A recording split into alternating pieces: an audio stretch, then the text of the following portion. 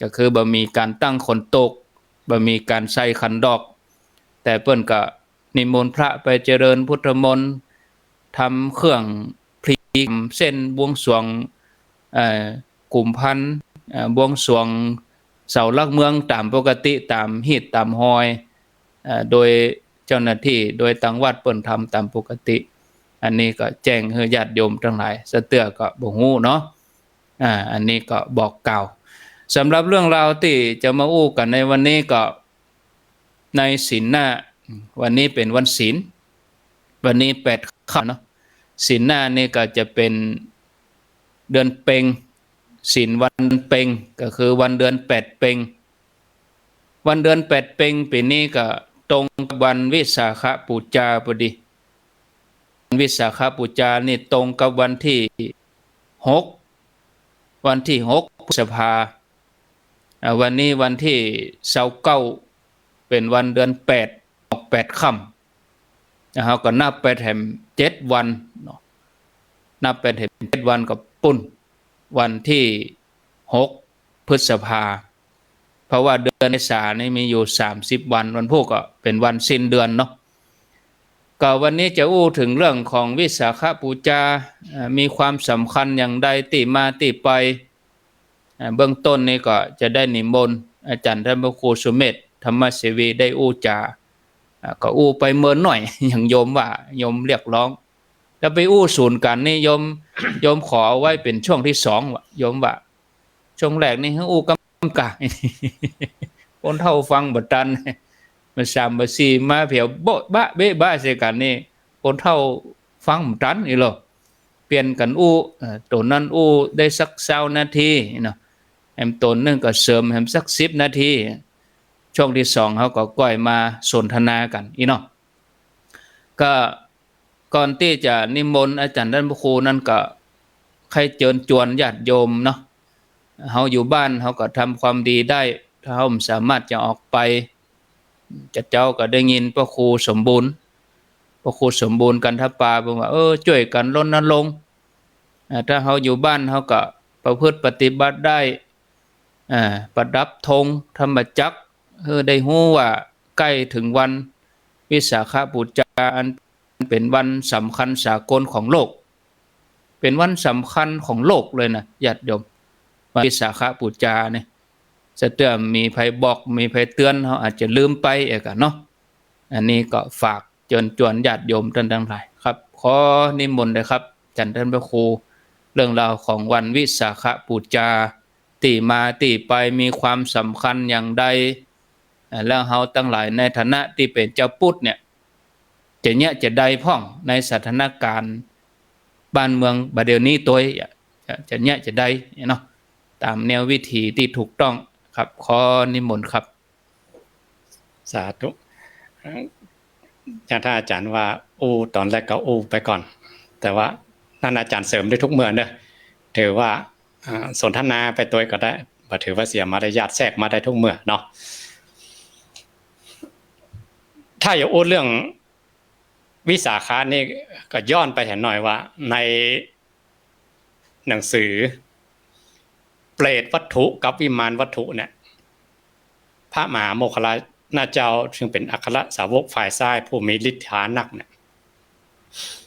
ได้ไปปะเพศปะผีปะเทวดา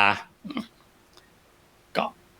หันวิมานใหญ่โตห้องพาปะเทวดาครับปะผีปะเพศเนี่ยก็หันเขาทุกข์ยากลำบากเขาถามเขาได้ทำกรรมอย่างมาเขาเหล่านั้นก็บอกบุพกรรมให้กับพระมหาโมคคัลลานะพระมหาโมคคัลลานะก็ปิ๊กมาเมืองมนุษย์ก็ยังมานำใจด้วยเอาความสงสัยนี่ไปถามพระองค์ก็บอกว่าพระองค์หันได้แต่ใต้ต้นโพแล้วมันแต่บ่มีสักขีพยานอย่างเคยกับท่านอาจารย์ท่านพระครูอภิวัฒนวิกรมบอกว่าภาษาเหนือเขาพยานเรื่องแสดงธรรมจักรปวัตตนสูตรนี่เหมือนกัน พระองค์เลือกตั้งแต่ใต้ต้นโพแล้วว่าจะไปโพธิ์ไผ่ย้อนไปถึง100,000 มหากัปล่วงลับมาแล้วอัญญาโกณฑัญญะกับหมู่ปัญจวัคคีย์ได้ปรารถนาต่อหน้าพระพุทธเจ้าชื่อว่าปทุมมุตตรสัมมาสัมพุทธเจ้าว่าขอให้ได้เป็นปฐมสาวกขอให้ได้เป็น ผู้รู้ราตรีนานได้เป็นตุลหันตาก่อนเปิ้ลตั้งหันมาก็บำเพ็ญบารมี30ตัดระดับมหาสาวก100,000 มหากัปจะได้มาฟังธรรมพวกเนี้ยพระองค์หันตั้งแต่ใต้ต้นโพมานั้นหลังจากพระองค์ตรัสรู้พระองค์ก็เสวยวิมุตติสุขอยู่7 สัปดาห์หรือ7 ปีสัตตมหาสถาน49 วันเป็นเดือน6ที่พระองค์ตรัสรู้เนี่ยแต่ถ้าภาษาเหนือเขาว่า4 เปงถ้าตั้งใต้เขาว่าตั้งใต้ว่า4ตั้งเหนือเขาว่า6มันเคลื่อนกันไปหรือคาบเกี่ยวกันไป2 เดือนอันนี้ตำราอย่าเป็นอย่างใดก็บอกว่าเนาะตั้งเหนือเขานับไปตั้งหน้าตั้งใต้ไป2 เดือนสุมานะต้องถามท่านอาจารย์ท่านพระครูอดุลศิรกิจวัดธาตุคำว่าเหตุใดบ้านเขาถึงนับเดือนล่าไป2 เดือนแล้วก็ตั้งใต้ไปก็บอกเหตุเนาะแต่ว่าเปิ้นนับกันอย่างนั้นนะถ้าเขาได้ฟังอย่างวันมาฆบูชาวันเพ็ญเดือน3แต่วันเขาว่าเป็น5 เปงถ้าวิสาขะบ้านเขาว่า8 เปงตั้งใต้ว่าเพ็ญเดือน6มันจะตัวกันไป2 เดือนหลังจากพระพุทธองค์เสวยวิมุตติสุขอยู่7 สัปดาห์แล้วพระองค์ก็บาดใจฤทธีนะพระองค์เตียวไป300 กว่ากิโลถ้าฤทธีพระองค์ไปปุ๊บเดียวก็ถึงนะก็2 เดือนเนาะจากเพ็ญเดือน6ไปถึง8 เปงก็2 เดือนพระองค์อยู่ที่ใต้ต้นโพนั่นแวดไปแวดมาเนี่ย49 วันก็ใจเดินทางเวลาเดินทาง11 วันก็ไปปัญจวัคคีย์หมู่ปัญจวัคคีย์ทั้งหลายเขาก็นัดกันเตรียมเหมือนว่าเขาบอกต้อนรับพระองค์แล้วเนาะพระองค์ไปเสวยภัตตาหารบักเข่งยังเก่าละตอนนั้นเขายังถือว่าอัฏฐกิลมัฏฐานุโยคนี่เป็นหนทางที่ปนตุกเนี่ยแต่พระองค์บอกไปตั้งนักกรรมเนี่ยก็เลยเตรียมเหมือนว่าถ้าพระพุทธองค์มาเขาก็ต้อนรับกันนะแต่โดยรัศมีของพระพุทธองค์ก็โดยความเป็นพระพุทธเจ้านะเพราะปัญจวัคคีย์หันก็ลืมกับโน้ตที่เตรียมไว้ก็ตอนรับพระองค์ก็ยังมาแสดงที่ท่านพระเจ้าอโศกมหาราชก็ได้มาทำสถูปไว้จิวทันทีหลังจากนั้นพระองค์ปาปัญจวัคคีย์ไปที่ธรรมิกะสถูปพระองค์ก็แสดงธรรมที่นั้นธรรมผูกนี้ชื่อว่าธรรมจักรกับปวัตตนสูตรอัปปฏิวัติยังในธรรมจักรว่าพระองค์ได้หมุนธรรมจักรไปตั้งหน้าแล้วทลายโลกวัฏสงสารแล้วมนุษย์ก็ดีพราหมณ์ก็ดีเทวดาอินทร์พรหมมารทั้งหลายก็ดีก็สามารถจะหมุนธรรมจักรของพระองค์ปิกคืนได้แล้วเนี่ยหมุนไปตั้งหน้าเดี๋ยวทลายวัฏสงสารอย่างเดียวมีใครที่จะแย่งได้มีใครที่จะมาโตกรรมสัจจะของพระองค์นี้ได้ว่าพระองค์ว่ามันเป็นอย่างเงี้ยพระองค์ว่ามันเป็นทุกข์แล้วให้ว่าหันเป็นสุขได้โลกวัฏสงสารมีใครจะแย่งกรรมนี้ได้ธรรมพวกนี้จะว่าธรรมจักรกับปวัตตนสูตรความหมายก็คือธรรมที่หมุนไปทลายโลกวัฏสงสารพอพระองค์แสดงธรรมจบดวงตาธรรมกับบังเกิดกับตนแรกที่ได้ปรารถนามา100,000 มาครับคือท่านอัญญาโกฏัญญะท่านมีดวงตาหันธรรมว่ายังกินจิสมุทัยธรรมังสัพพันตังนิโรธธรรมันติแปลบ้านเขาว่าท่านเกิดดวงตาหันธรรมว่าสิ่งใดสิ่งหนึ่งเกิดขึ้นเป็นธรรมดาสิ่งนั้นย่อมดับเป็นธรรมดาสิ่งใดสิ่งหนึ่งคือรวมทั้งหมดกับโลกและวัฏสงสารทั้งหมดรวมกันเป็นสิ่งใดสิ่งหนึ่งหมดว่ามันมีเกิดขึ้นเป็นธรรมดาย่อมดับเป็นธรรมดามันเกิดขึ้นแล้วบัดดับมันมีพอท่านอัญญาโกณทัญญะได้หันเนี่ยพระองค์ก็แสดงธรรมจักรจบพอดีเทวดาอินพรหมทั้งหลายได้ขอภูมิมานังเทวานังที่ครูบาอาจารย์สวดหรือศรัทธาที่สวดธรรมจักรได้ก่อนเทวดาอินพรหมทั้งหลายตั้งแต่จันภูมิเทวดาก็ปากันสาธุขึ้นกันเป็นจันย้อนมาหาแม่น้อยหน่อยเนาะแม่น้อยถามว่าจะสวด อรูปประพรมไปด้วยได้ก็มาได้นะไม่น้อยเนอะติจังเคยบอกว่าที่สาธุโดยธรรมจักรของพระองค์มาได้ก็มีจันอสัญญีนจิตมันดับโดยอำนาจของฌานที่เปิดวงเล็บไปในธรรมจักรวงเล็บไว้บ่ได้ที่จริงสัทธะมุนสาเวสูงคือสาธุโดยเปิดมาได้ครับอรูปประพรมสี่อันนั้นเสวยอยู่ในสุขในฌานเอาตัวเก่าภาษามาที่แล้วหูธรรมของพระองค์ได้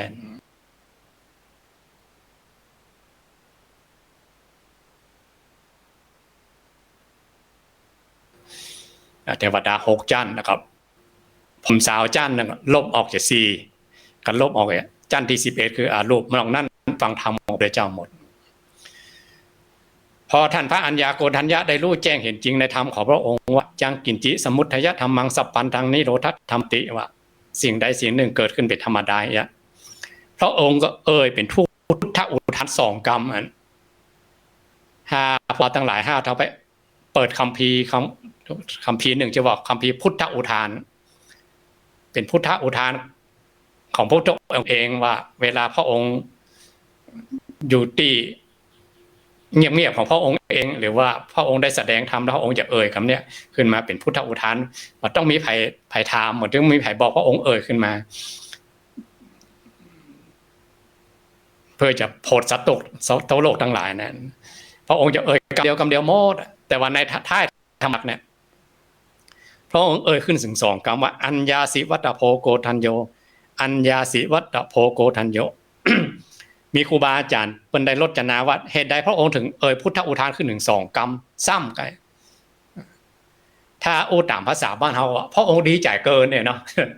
แต่ว่าพระองค์หมดกิเลสแล้วมามีละวาสนาอย่างต่างๆพระองค์ละกิเลสอย่างโลกได้หมดแต่เป็นความปลื้มในธรรมของพระองค์แล้วกันเนาะพระองค์บ่มบารมีมาเอาชีวิตเขาแหลกมานะพระองค์จะไปด้วยตัวเก่าไปเมื่อนะไปตั้งแต่ที่พระองค์ได้รับพุทธบัญญัติครั้งแรกพระองค์มาเอาแต่ก่อนนั่นมาอีกเป็นพุทธดำริอยู่ในใจตั้ง7อสงไขย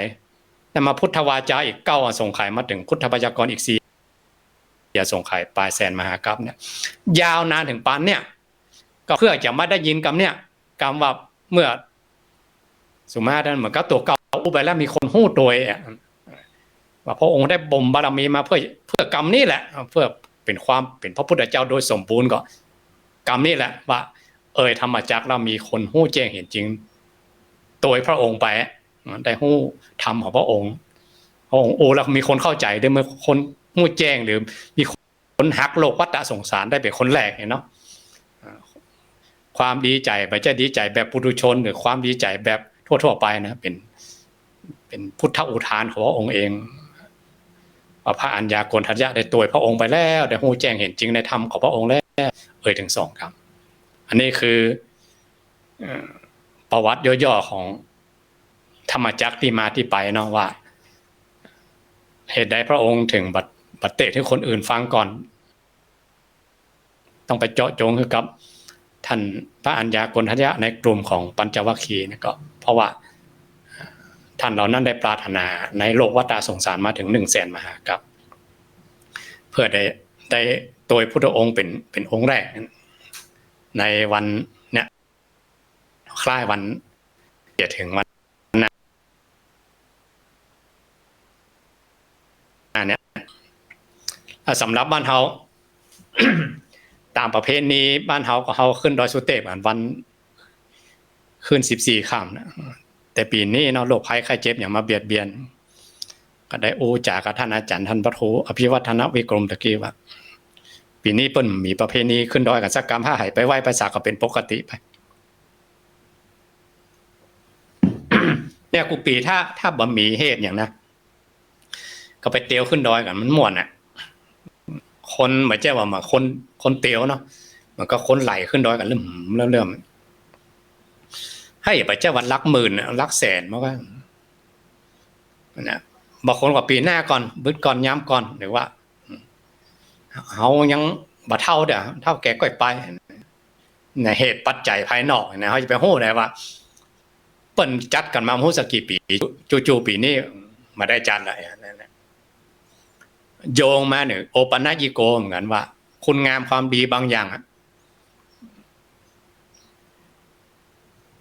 อัจเชวกิจจมาตพังที่พระองค์ได้ตรัสไว้ในพัทเทกรัตตคาถาสูตร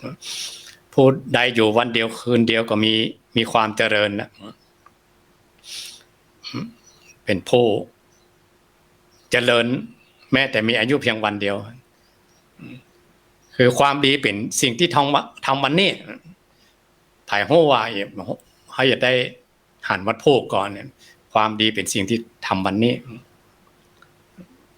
เนี่ยให้เป็นนึกว่าอย่างประเพณีขึ้นดอยสุเทพเพิ่นต้องจัดกันทุกปีหน้าก็ไปน่ะปีนี้เพิ่นบ่จัดสักกรรมแล้วก็ให้เลื่อนไปปีหน้าบางทีเอาปีหน้าไปแข่งขาให้รู้ไปกำลังให้อ่อนไปมันเหมือนแน่บางทีโรคภัยไข้เจ็บมันเบียดเบียนอย่างเงี้ยมันเหมือนแน่นะเนาะอันนั้นถ้าเฮามีโอกาสเนาะคุณงามความดีในที่เฮาจะย้ำบัดทำเมื่อเกิดถึงมีกับตัวเก่าอ่ะทำเมื่อเกิดถึงมีขึ้นมา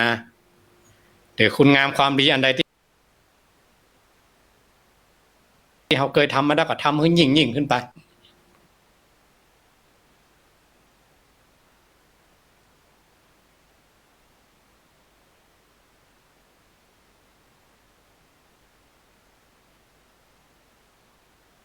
ให้กับตัวเก่าเห็นหน่อย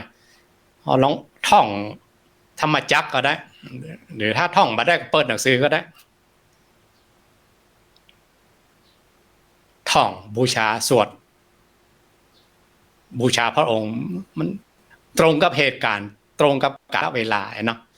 ได้สวดธรรมจักรตรงกับที่พระองค์ได้แสดงเมื่อพระองค์ได้ตรัสรู้ใหม่ๆ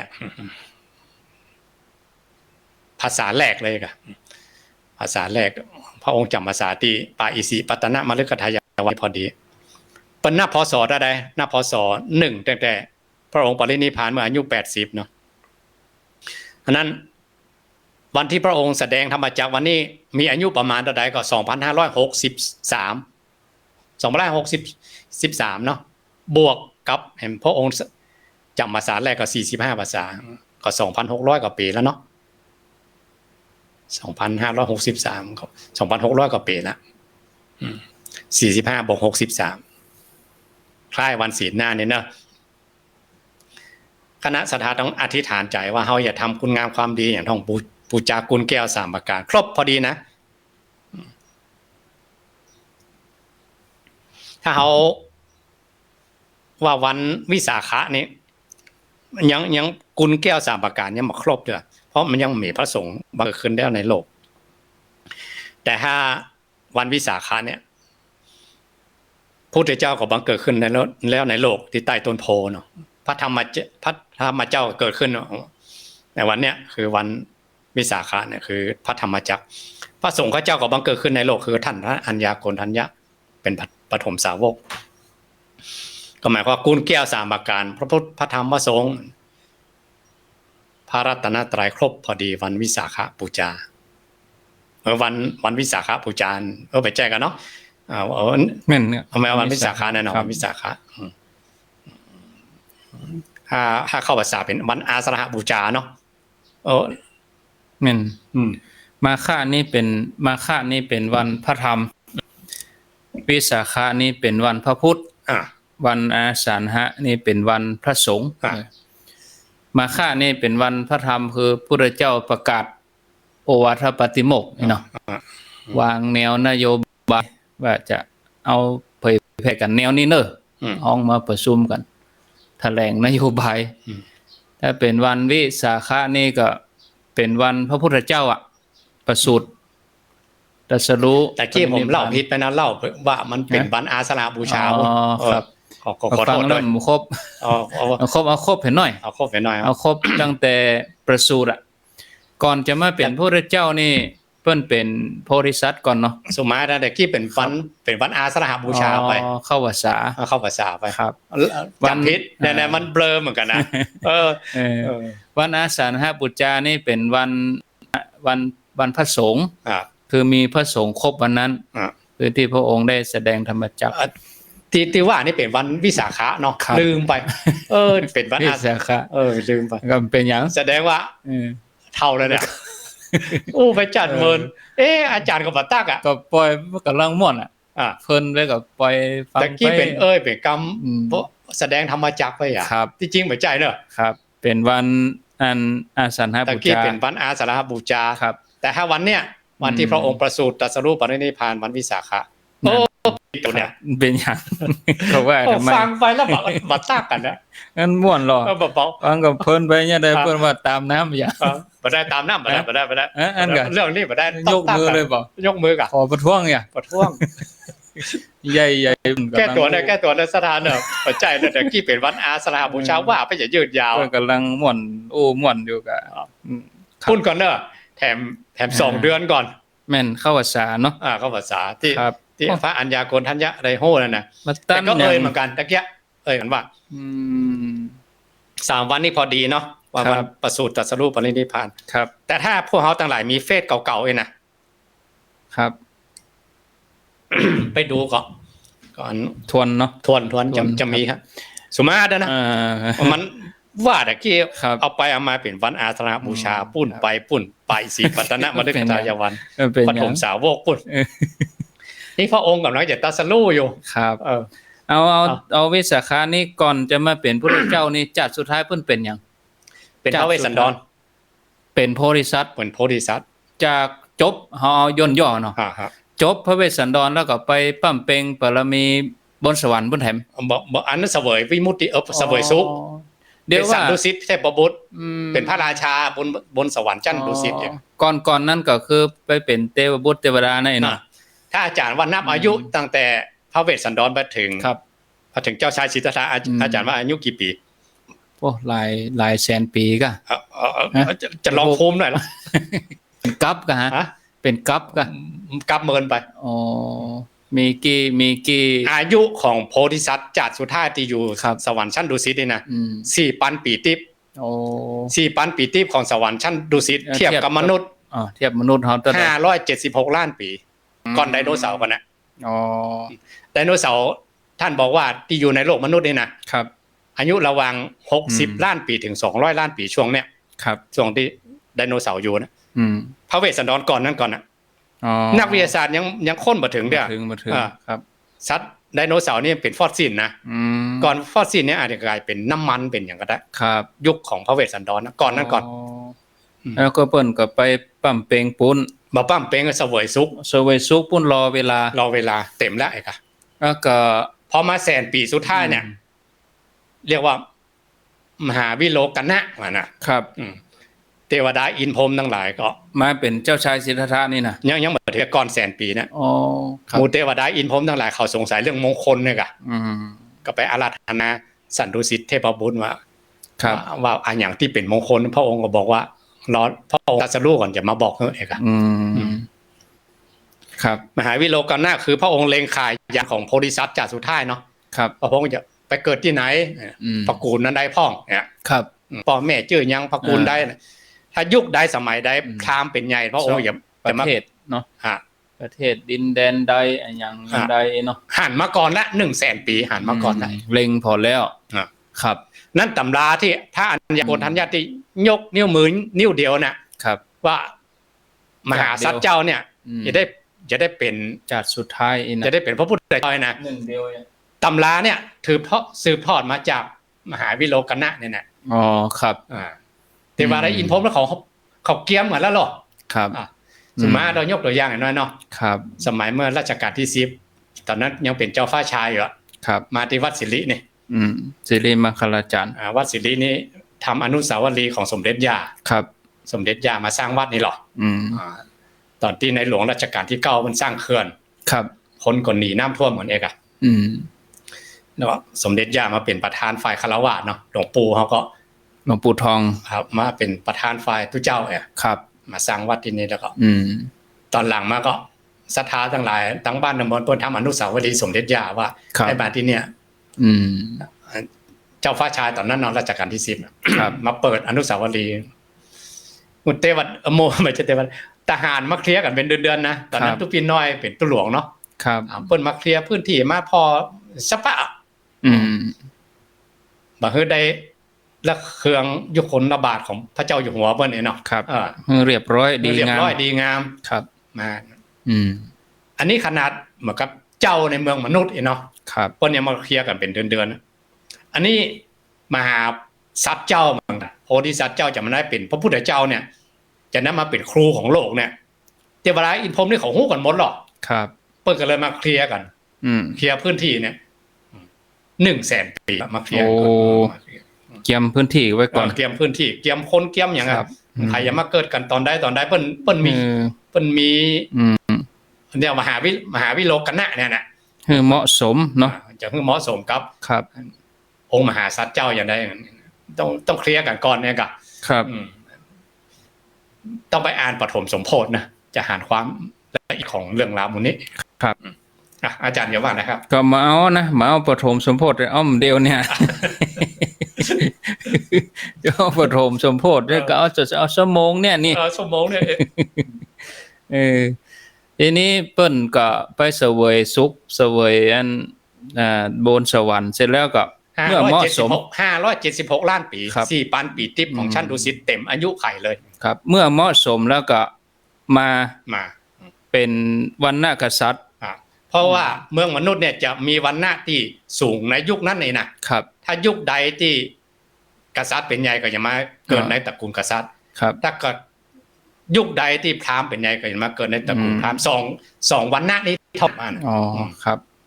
ก็ยุคนั้นก็กษัตริย์เป็นใหญ่ก็มาปฏิสนในพระคันของพระนางสิริมหามายาพระนางสิริมหายาในเปิ้นถือศีลก่อนหรอกครับเอาก็เริ่มต้นตอนนี้เลยครับอันนี้เอาเริ่มต้นที่เจ้าชายสิทธัตถะมาปฏิสนนี้ก่อนนั้นก็คือพระนางสิริมหามายาเปิ้นก็ฝันเนาะก็ก่อนจะฝันนี่เปิ้นต้องทำเปิ้นปฏิบัติธรรมด้วยกะอธิษฐานรักษาศีลอุโบสถนั่นกะทุกวันเดือนดับเดือนเปงออกไปค่ำแห่งไปค่ำนี่นะครับว่าขอถือศีลอุโบสถครับตนบุญตนใดก็ดีเนี่ยมันจะมาเกิดเนี่ยครับอ๋อแล้วก็สิทธัตถะกุมารก็มาในรูปของสัตว์ดุสิตเทพบุตรอีกแล้วกันเนาะครับเป็นเทพบุตรอยู่เนาะเทพบุตรมาในรูปของจ้างเข้ากำฝันถือดอกบัวมาครับเสร็จแล้วก็ปรากฏในพระคันอยู่ได้เมินไปถึงเวลาที่ประสูตินะครับลองอาจารย์ลองโดยย่อความสำคัญเวลากี่วันที่เปิ้นทำนายลักษณะมหาบุรุษตั้งชื่อก็อย่างก็เอาตัวนี้มหาปุริสลักษณะ32ประการครับอนุพยัญชนะ80มงคล108นี้จะมาพร้อมกันหรอจะมี1เดียวเองอ่ะอันอย่างใดครับคือลักษณะของมหาบุรุษเอกของโลกอ่ะครับท่านอัญญาโกณฑญาตได้หันถึงเขาบอกว่าได้เป็นพระพุทธเจ้าอย่างเดียวอันนี้ประสูติมาปุ๊บประสูติมาได้กี่วันครับต่อนั่นก่อนว่าไม่ยิงไปอยู่ตระกูลผัวเนี่ยตอนต้องไปเกิดอินเดียนี่มี2อย่างเนาะเพิ่นต้องไปเกิดบ้านเกิดเมืองนอนปุ่นเนาะแต่งงานแล้วไปอยู่กับผัวก็มีแต่งงานแล้วผัวมาอยู่ตระกูลตะเก้าก็มี2อย่างทรัพย์เฉพาะ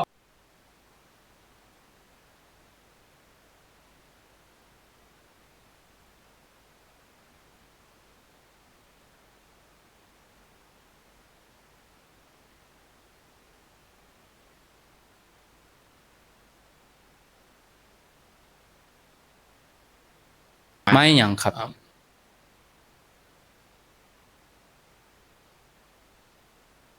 ไม่อย่างมาโหนะตอนนั้นอ๋อไม่สาระนี่มันใจกันไม่สาระนั้นพูดกันตอนนิพพานมึงกันอ๋อ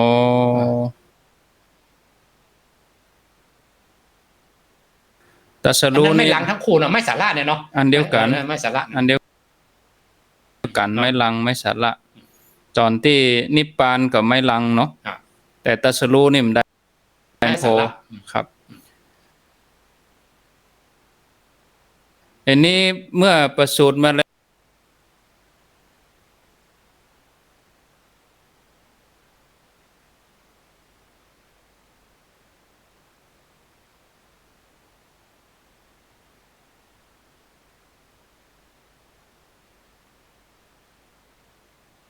โลกทั่วจักร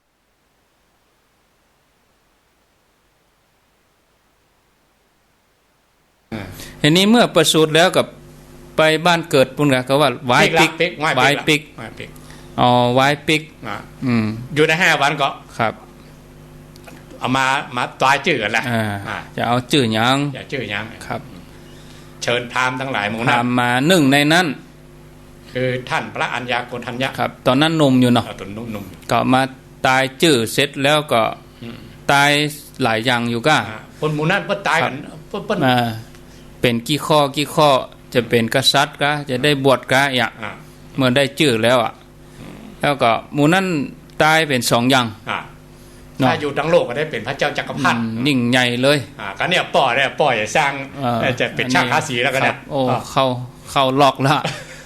ป่อจะเอาเป็นแตนเมืองนี่แล้วเพราะเปิ้นเชื่อกันว่าผู้อย่างนั้นก็เป็นอย่างนั้นเปิ้นมาก็เปิ้นก็เปิ้นล้อกันมาหลายอย่างแล้วเนาะ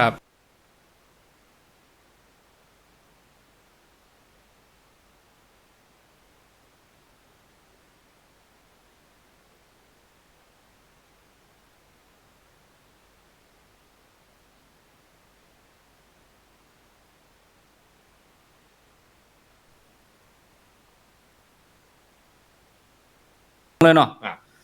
ปันทงว่าบวชแน่อีก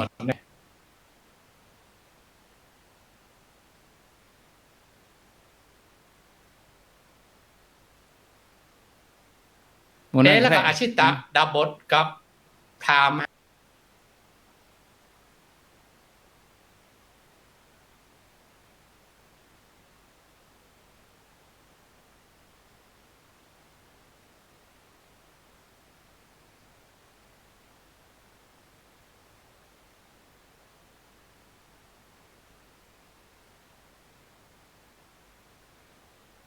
ลูกประพรมเลยครับอันนี้เมื่อประสูติได้7 วันก็แม่พระนางสิริมหามายาสวรรคตครับสิ้นพระชนไปในนี้ก็พระเจ้าสุโธทนะก็เอาพระนางประชาบดีมาเป็นแม่เลี้ยงมาเลี้ยงมาดูแลใจใส่ดูแลสิทธัตถกุมารที่ทำให้พระเจ้าสุโธทนะได้ง่ายคือได้ไหวลูกหันปฏิหาร3 เตื้อเนาะไหว3 เตื้อ3 เตื้อครั้งที่1ตอนเกิดนะตอนที่ครูของเพิ่นอาชิตดาบทเนี่ยเอาหัวไปจุเลยนะเปิ้นนับถืออาจารย์เนี่ยเพราะอาจารย์ว่าไหวลูกตัวเก่าก็ไหวโดยครับยกย่องอันที่2ก็คือเงาตอนแลกนาขวัญใต้ต้นว่าจะโลดนางคันแลกนาขวัญบ้านเฮาก็มีประเพณีของเจ้าฟ้ามหากษัตริย์ต้องเป็นขวัญใจของต้องเป็นอย่างว่าเพิ่นว่าเป็นขวัญเข้าคือขวัญเข้าไว้เนาะครับแลกนาเนี่ยครับ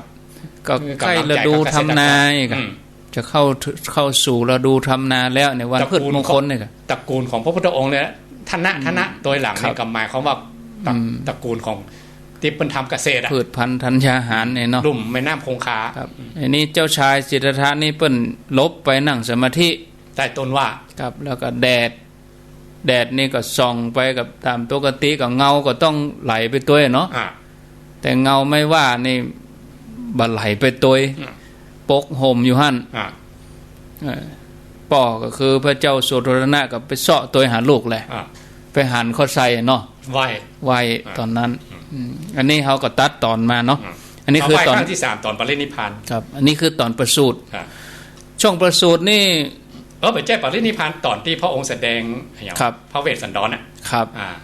ตอนที่ฝน5 แก้วลงมาน่ะครับตอนประสูตินี่ประกาศใจระยะเวลา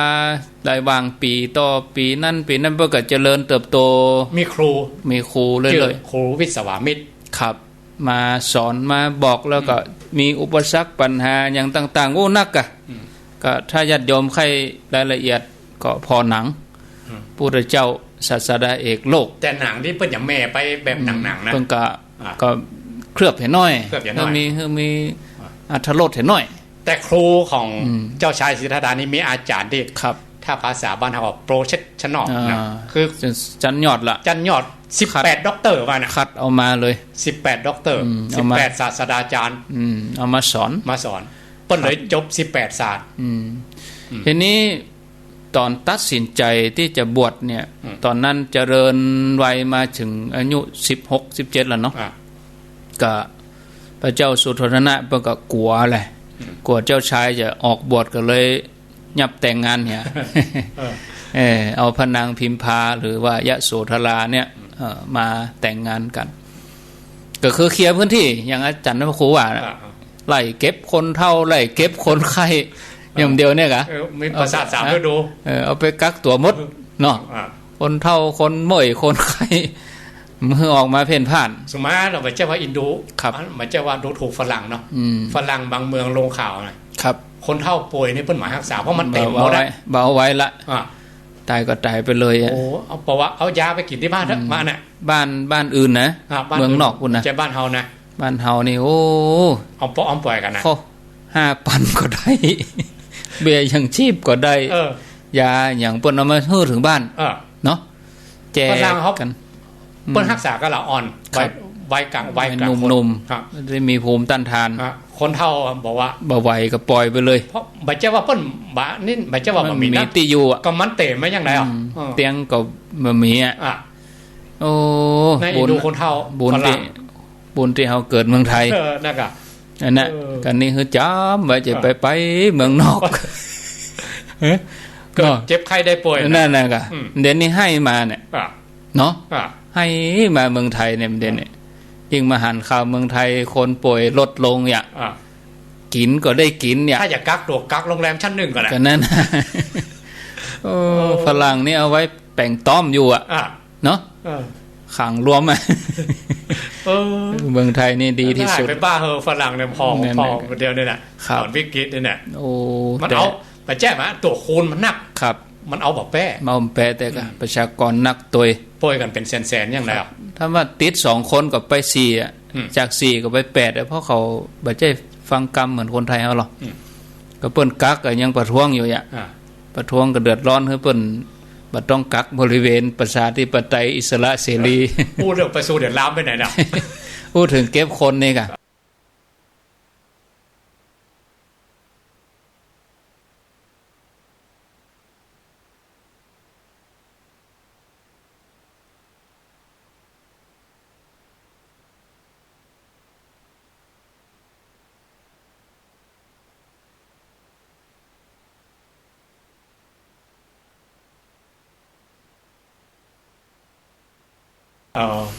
พระเจ้าสุโธทนะก็บอกว่าฟังไปเตื้อจะไปเคลียร์ก่อนเนี่ยไปแปลงไปหยังก่อนไปก็หันก็เป็นช่างทาสีหมดอะมันเป็นก็สิ่งที่เคลือบหมดอะเพียวหมดแล้วเพิ่นอยากจะไปแบบหันแบบชีวิตจริงๆอ่ะไปตัวไผไปตัวนายฉันนะนะครับกลับมากันทกะบ้านกันทกะนี่ไปใช่เตื้อมานั้นออกบวชเลยออกบวชตอนนี้เพราะว่าพระองค์นี่มีเซียวอยู่2คนนะอยู่ในบ้านนี่เป็นคนฮู้ใจเนาะเซียวอันนี้เซียวคนใจสหชาติอันนี้เซียวคนใจแล้วก็เซียวคนที่เป็นลูกอามาตย์คือการุทายีอามาตย์นี่เป็นมี2คนเนาะครับเพิ่นเล่นด้วยกัน3คนนี้เพิ่นเล่นกันตั้งแต่ตาอ่อนมาครับอันนี้ก็ตัวเซียวไปละเซียวของเจ้าชายสิทธัตถะอันนี้แต่ฐานะต่างกันเด้อคนนึงเป็นคนใจคนนึงเป็นลูกอามาตย์นะครับไปปุ๊บไปหันใส่หยังพ่องครับแต่ว่าแก้เจ็บตายนะครับอันนี้เปิ้นห้องหยังเทวทูตมาแสดงเฮ้ออันนี้เทวทูต4เทวทูต5นี่คนละอันกะอันเดียวกันนะอันเดียวกันเนี่ย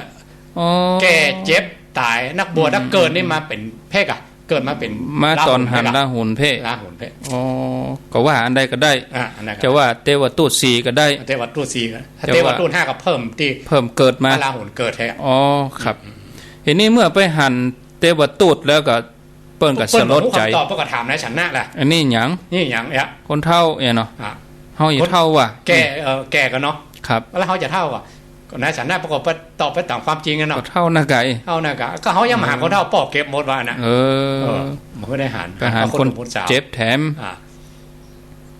เอ้ยเนาะคนนี่หยังกันน่ะห้องนี่หยังน่ะเนาะค คนเมื่อยคนเจ็บไข้คันนี้วูบเลยเนาะหันเลยอันนี้ปิกมาเมื่อปิกมาในวังพระองค์เสด็จออกไปแล้วปิกมาในวังก็เป็นกำกึดแล้วกำนั่นเป็นกำกึดก็จะไปลาเนาะไปหาลาหุนกะวันที่ลาหุนเกิดนะคะครับลาหุลังชาตังลาหุลังพัฒนาแล้วอยู่เกิดแล้วพัทธะเกิดแล้วเนี่ยกะกำเนี่ยนี่คือของตัวนี้คือจิตเดิมเพิ่นถ้าจะไปเนาะแต่ถ้าคนเดียวยินดีน่ะลูกหลานเกิดโอ้ม่วนเอาไปอุลตราเช้าหันเนาะมาดีอกดีใจเนาะภาษาบนบอยลูกเต็มบ้านหลานเต็มเมืองเนี่ยม่วนนะคนลูกหลานจะมาเกิดที่ม่วนหรอม่วนโอ้คนเท่าจึ้นนะแต่มหาสัจเจ้าเพิ่นไม่ใช่อันเพิ่นหารัสลดโอ้มันตึ้งเข้าไปอย่างรุนแรงเลยอ่ะเอาแล้วอยู่บ่ได้แล้วไปก็พระองค์ก็ออกคืนนั้นเลยออกดึกๆเลยอันนี้แหละไปกับม้านี่แหละเนาะไปกับม้าไปอันนี้ไป3ชีวิตเนาะมีเจ้าชายสิทธัตถะมากันทกะแล้วก็นายชนะถ้าโอนถึงเทพทั้งหลายก็ถ้าจตุโลกบาลทั้ง4มากำตีนมากเลยอ่ะก็นั่นบางตำราเพิ่นก็ว่าไปอย่างบวยนะไปอย่างบวยเนี่ยที่เพิ่นเขียนภาพติดเป็นภาพจิตกรรมเนาะแต่หมู่วิหารเป็นอย่างเหาะไปเลยนะเหาะไปเลยต้องมีถ้าจตุโลกบาลทั้ง4กำตีนมากด้วยแม่นถ้าคนไหนบ่มีเทวดากำตีนมากศาลาบ่เติงเฮียนบ่จบเพิ่นว่าศาลาเขาบ่เติงแต่เฮียนมาบ่คือพรหมอ่ะเจ้าจตุโลกบาลทั้ง4และทีนี้ก็ไปถึงฝั่งแม่น้ำอโนมาครับอันนั้นพระองค์ก็ตัดสินใจที่จะตัดเกศาแล้วก็มอบเครื่องทรงกษัตริย์เนาะเอาฮื้อนายชนะบอกว่าฮื้อเธอเอาปิกไปตัวม้าเนาะแล้วนายชนะว่าได้ครับตอนนั้นนายชนะก็ปิกไปกันปิกไปม้าก็ตายเลยนะอกแตกตายมันน่ะบ่กองรับสายตาไปม้าก็ตายเลยสหชาติตายก่อนเปิ้นตายม้านี่นะม้าตายก่อนเปิ้นแล้วนายชนะก็ปิกอายุ29ปีครับม้าตัวเนี้ยนายชนะก็ปิกไปในวังเจ้าพระเจ้าสุโธทนะถามก็ถามนะว่าลูกไม่ไหนหายไปบวชแล้วนางสิริมหามายาได้ยินอย่างนั้นครับก็คราวนี้ทรงสายสืบไปละครับว่าถ้าเจ้าชายสิทธัตถะทำอย่างใดเปิ้นจะประพฤติอยู่ในวังอยู่อย่างนั้นครับอดเข้าอดน้ำก็อดเข้าอดน้ำตัวอย่างนั้นทำปฏิบัติตามปฏิบัติตามแล้วก็พ่อของพระนางยโสธราหรือพระนางพิมพานี่เพิ่งก็โคดเจ้าชายสิทธัตถะเหมือนกันนะสุปาพุทธะโคดเหมือนกันนะโคดนะกะยุคนั้นถือว่าถ้าคนไหนน่ะเป็นลูกชายเป็นไม้อ่ะถ้าลูกชายละลูกสาวตัวเก่านะถ้าเป็นลูกเจ้าลูกนายตัวลูกกษัตริย์อ่ะเกียรติเลยเกียรติแล้วก็ซ้ำเป็นป้อของเทวทัตแห่งกรรมเนาะสุปาพุทธะกับถ้าในหนังมาใจเนอะแต่ถ้าในพุทธประวัตินี่ใจเทวทัตกับเทวทัตนี่เป็นอ้ายของพระนางพิมพาแล้วก็เป็นลูกของพระเจ้าสุปาพุทธะนี่ทีนี้เมื่อพระองค์บวชแล้วครับบวชแล้วได้บำเพ็ญบำนาญเปิ้นไปห้ามไปเฮียนกับไผอุทกาตาบทกับอาราละอันนี้มาเห็นเรื่องฌาน7ฌาน8เนี่ยได้ตัดนี้ได้ฌานกับมากรุงราชคฤห์เพนัก2อาจารย์นี่อยู่กรุงราชคฤห์เพไกลเหมือนกันไกลก็ครับไป6-700 กิโลว่าก็ตั้งแต่กรุงกบิลพันธ์เมืองเนปาลบ่โดมาจังเมืองเนปาลก็มาผ่านมากุสินาราเนาะมาวังไวสาลีมาเมืองปัตตนะแล้วก็มาถึงราชคฤห์เส้นทางเส้นเนี้ยโอ้บ่ใจของไก่นักแกเพราะว่า2อาจารย์นี่ดังมากๆเลยครับมีชื่อเสียงเนาะมีชื่อเสียงว่าสามารถจะสอนได้ถึงฌาน8ได้ครับพระองค์ก็ไปเสร็จแล้วได้เฮียนก็ครับได้เฮียนตัวได้เฮียนจนอาจารย์มดใส่มดคนหมดว่านะโอ้หมดแล้วมียังสอนแล้วแล้วก็พระองค์ก็บ่แล้วใจจะมอบเป็นเจ้าสำนักเลยนะมอบตำแหน่งฮือแตนว่าเพราะในโลกนี้ถ้าบ่มีพระพุทธเจ้ามาเกิดขึ้นนะคนจะสอนได้สูงสุดถึงฌาน8เนี่ยมีอย่างตึกต่ออันนั้นมีอย่างเกินกว่านั้นละพระองค์ก็ย่ำใจเตื้อผมว่ามันยังหมายใจผมต่างยังมันยังมีอยู่อีกอันนี้มันยังมีอายุขัยนะเปิ้นโหนะมันยังจะเสี่ยงอำนาจฌานมันยังหมดจะมีเสื่อมอยู่ยังมีอายุขัยอยู่อ่ะยังหมายใจเตื้อมันต้องมีอีกเส้นทางนึง แล้วไปหาไผแถมจบจากหั่นแล้วไปคิดค้นโดยตัวเก่าแหละอ๋อมาที่ถ้ำดงพระศิริอันนี้จะได้ปัจจตังกับเนี่ยเนาะเนี่ยกันเนี่ยอันเนี้ยเพิ่นว่าเวลามารมันโดนใจนะเอกลาภอย่างก็บ่มีสักอย่างนะครับจะกินข้าวกินน้ำอดๆอยากๆนะนั่นน่ะน่ะตุกยากอยู่แบบตุกแบบยากบางวันนี่เป็นลมเลยว่าเพิ่นทดสอบเนาะเพิ่นทดสอบเราอ่อนเลี้ยงควายเนี่ยเอาแน่มาหยอดใส่ปากก่อนนะเดี๋ยวฟื้นนึงมาหาว่าเนาะสลบไปเลยครับบางวันเนี่ยบางวันเอามือลูบแขนตัวเก่าไว้นะขนลนลงมาเลยมานะไม่ได้กินยังหรอกไม่ได้กินเนี่ยครับอันนี้ก็ปั๊มเป็งหนังต้องนี่จะติดอันกระดูกสันหลังมันน่ะปั๊มเป็งขนาดนี้ปั๊มเป็งขนาดนั้นเขาตายเขาแหลกสลบแล้วสลบเราอ่ะนะอันนี้ที่ว่าบำเพ็ญทุกขกิริยานะครับปัจจวัคคีย์เนี่ยมาเฝ้าอยู่เนี่ยอุปถากอยู่เนี่ยโอ้อันนี้อย่าเอาแต้รู้นี่เนาะ